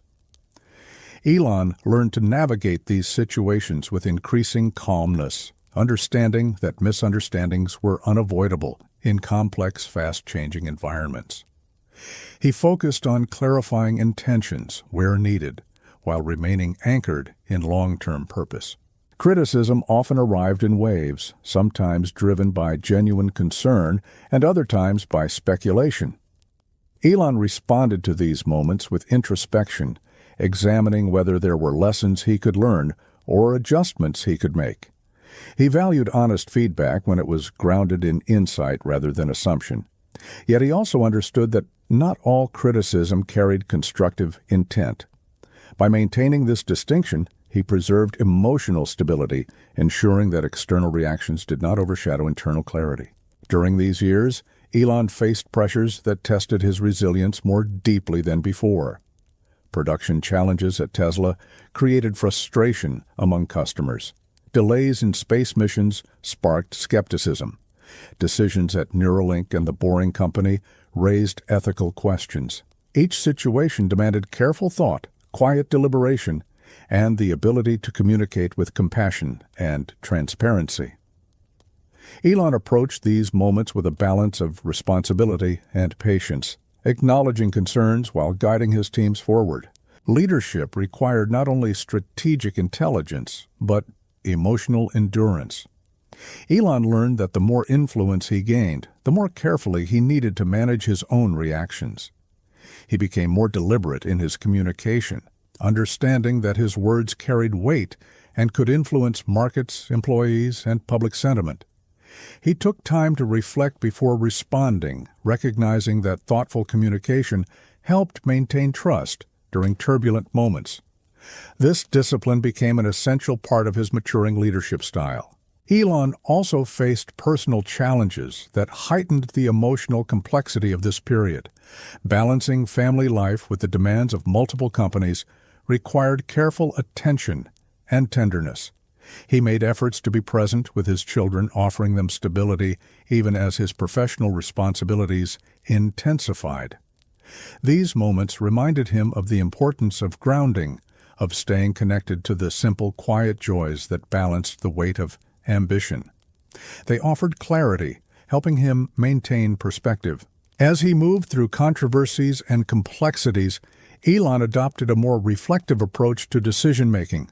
He listened to advisors, studied data, and evaluated long-term consequences before taking action. He knew that large-scale innovation could inspire strong reactions, but he believed that thoughtful leadership could guide those reactions toward productive dialogue. He remained committed to transparency, often explaining decisions directly to the public to offer context and calmness. This openness helped foster understanding even among those who disagreed. Elon's relationship with stress evolved during this time. Rather than resisting it, he learned to work with it, using focus and structure to maintain clarity. He understood that difficult periods were opportunities for introspection and improvement. He practiced staying present, reminding himself that even the most complex situations could be managed step by step. This mindset allowed him to navigate turbulence with steadiness and avoid becoming overwhelmed by the magnitude of expectation surrounding him. Public perception continued to shift, sometimes rapidly, as global interest in his work grew. Elon accepted that influence came with unpredictability, yet he remained grounded in the same long-term goals that had shaped his journey since the beginning. He reminded himself that his work aimed to improve the lives of future generations, not to satisfy immediate opinions. This perspective helped him stay focused on mission rather than noise, making decisions rooted in values rather than external pressure. The emotional challenges of this period taught Elon profound lessons about humility, patience, and balance. He learned that influence required listening as much as leading, and reflection as much as innovation.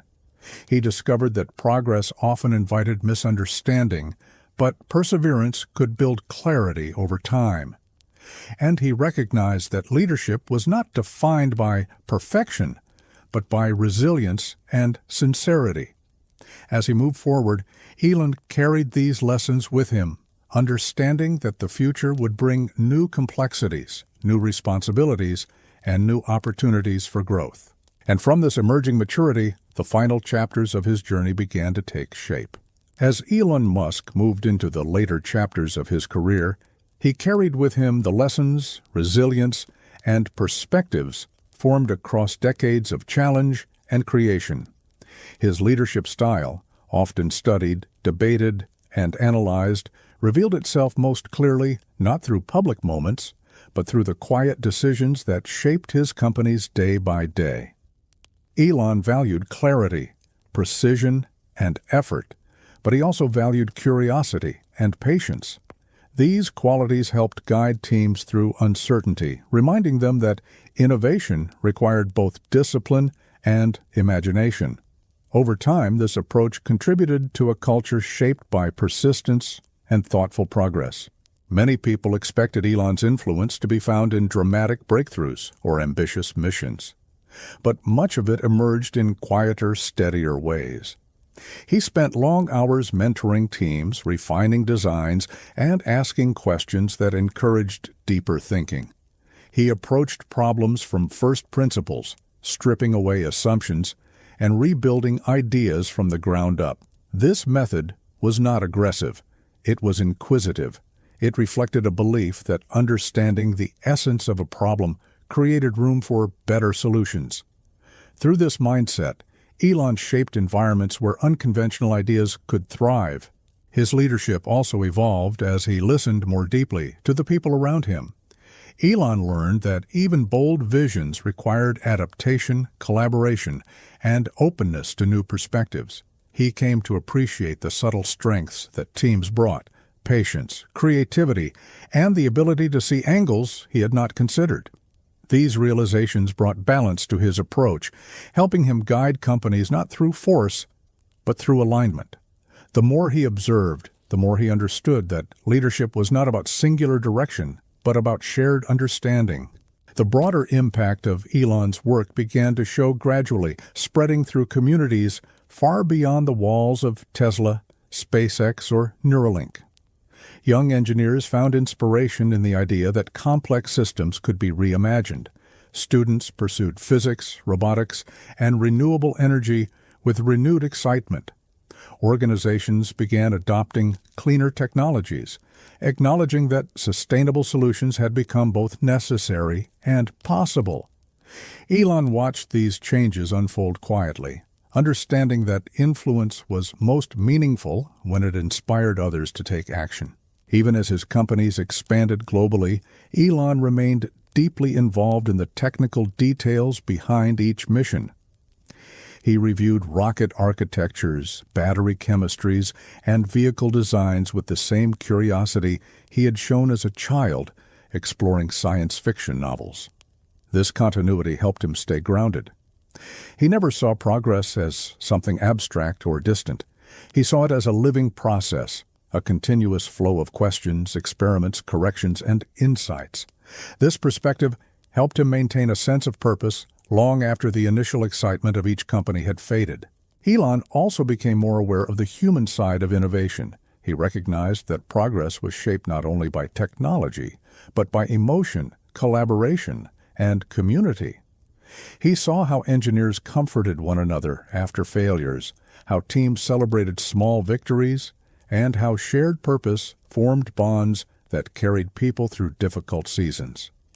These experiences deepened his understanding of leadership, helping him appreciate the quiet strengths that held teams together. He realized that each person contributed something essential, even when their work was unseen.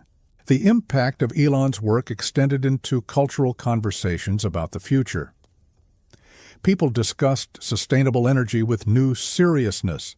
Space exploration regained its sense of wonder.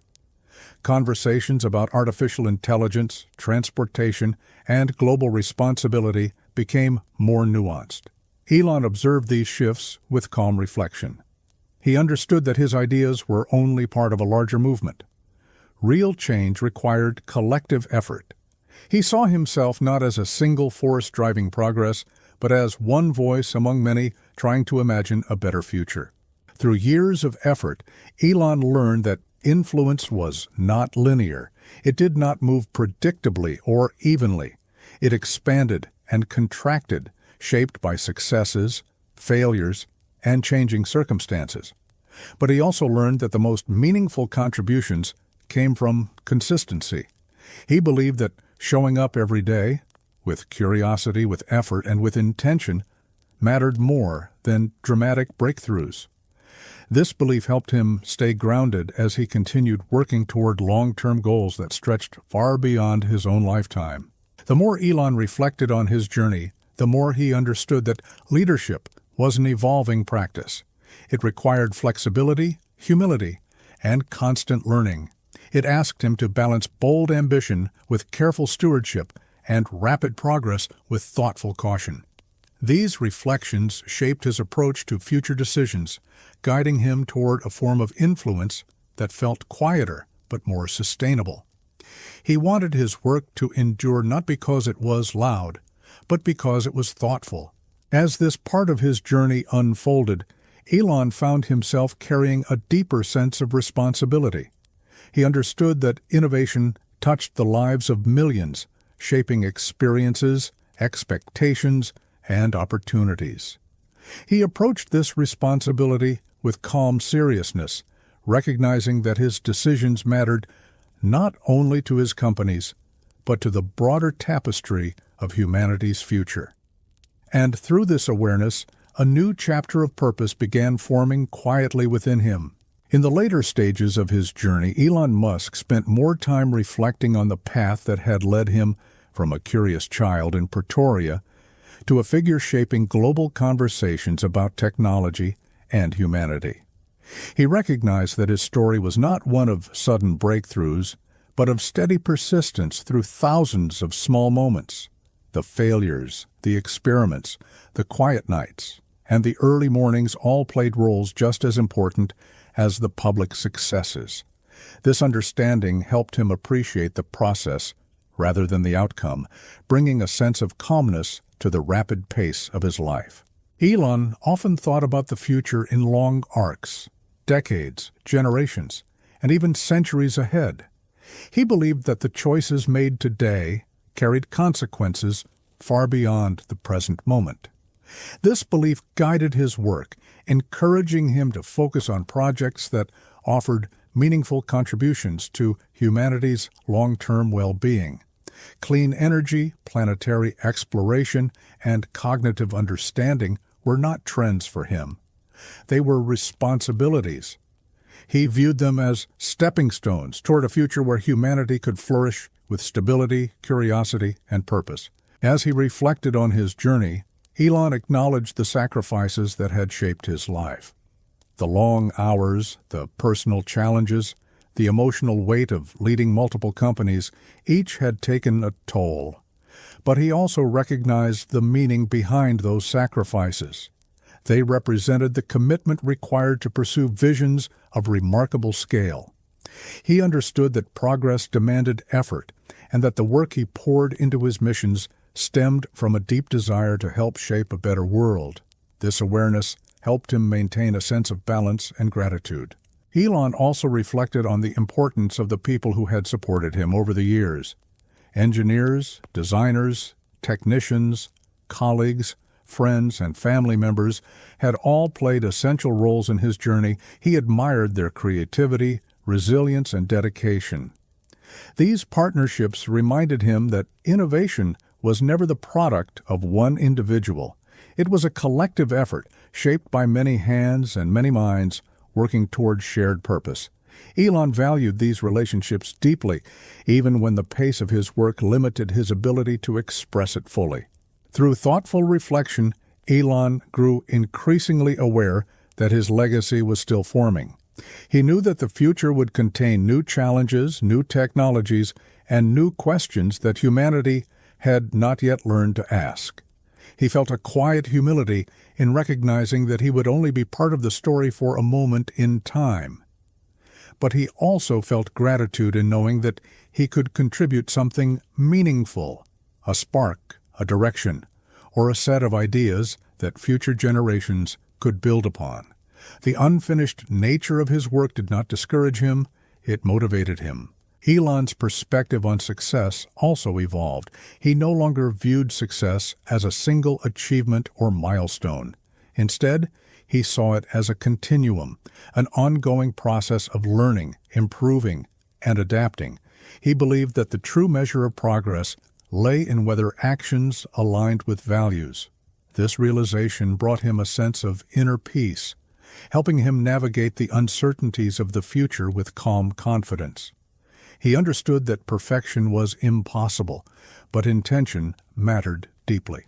In quieter moments, Elon allowed himself to imagine the kind of world that might exist long after his time. He pictured cities powered entirely by renewable energy, families traveling in electric vehicles as a normal part of life, and children looking toward Mars with a sense of possibility rather than distant fantasy. These visions were not projections of ego. They were expressions of hope. He wanted future generations to inherit a world where curiosity was encouraged and where the boundaries of what humanity could achieve continued expanding. As he looked back across the years, Elon realized that the challenges he had faced, the doubts, the failures, the controversies, had shaped him just as much as the successes. They taught him patience, resilience, and the importance of steady focus. They taught him that true transformation required endurance, and they reminded him that leadership was not measured by ease, but by the willingness to continue moving forward even when the path felt uncertain. In the end, Elon Musk's story remained unfinished, shaped by ongoing questions, emerging technologies, and evolving visions. He understood that his work would continue long after he stepped away, carried by new generations of thinkers and builders. This continuity brought him comfort. It reminded him that progress was not the responsibility of one person, but of humanity as a whole. And from that understanding, he found peace in the idea that his role was simply to help nudge the future in a hopeful direction. As this chapter closed, Elon carried with him the calm awareness that the most important journeys were rarely complete. They continued quietly, shaped by intention, guided by purpose, and lived one thoughtful step at a time. As we reach the end of this long, quiet journey, take a moment to breathe deeply and let your mind settle. We've walked through decades of effort, reflection, persistence, and possibility, following the steady path of a boy who grew into a leader, shaping the future in ways even he could not have predicted. Through moments of uncertainty, moments of progress, and moments of calm determination, Elon Musk's story has revealed itself not through noise, but through intention. Every step has shown how resilience and curiosity can guide a person through complexity. And now the journey gently folds into stillness. As you rest here, think about how small beginnings can evolve into something meaningful over time. Elon's path wasn't shaped by perfection or instant success, but by the willingness to keep learning and to keep moving forward. His story is still unfolding, carried by new ideas, new challenges, and new chapters waiting quietly ahead. But tonight, there is nothing you need to solve, nothing you need to analyze, and nothing you need to pursue. This is simply a moment to pause, breathe, and reflect. Let your thoughts drift softly, like pages turning in a book you no longer need to finish. Let your breath become slower and more comfortable, settling your body into rest. Whether you connected with this story fully awake or drifted in and out along the way, you've given your mind the space to unwind. You've traveled through a life shaped by persistence and hope, and now the story can rest for a while. You can rest too. Thank you for spending this quiet time with me tonight. Sleep well, breathe gently, and let the night carry you into peace.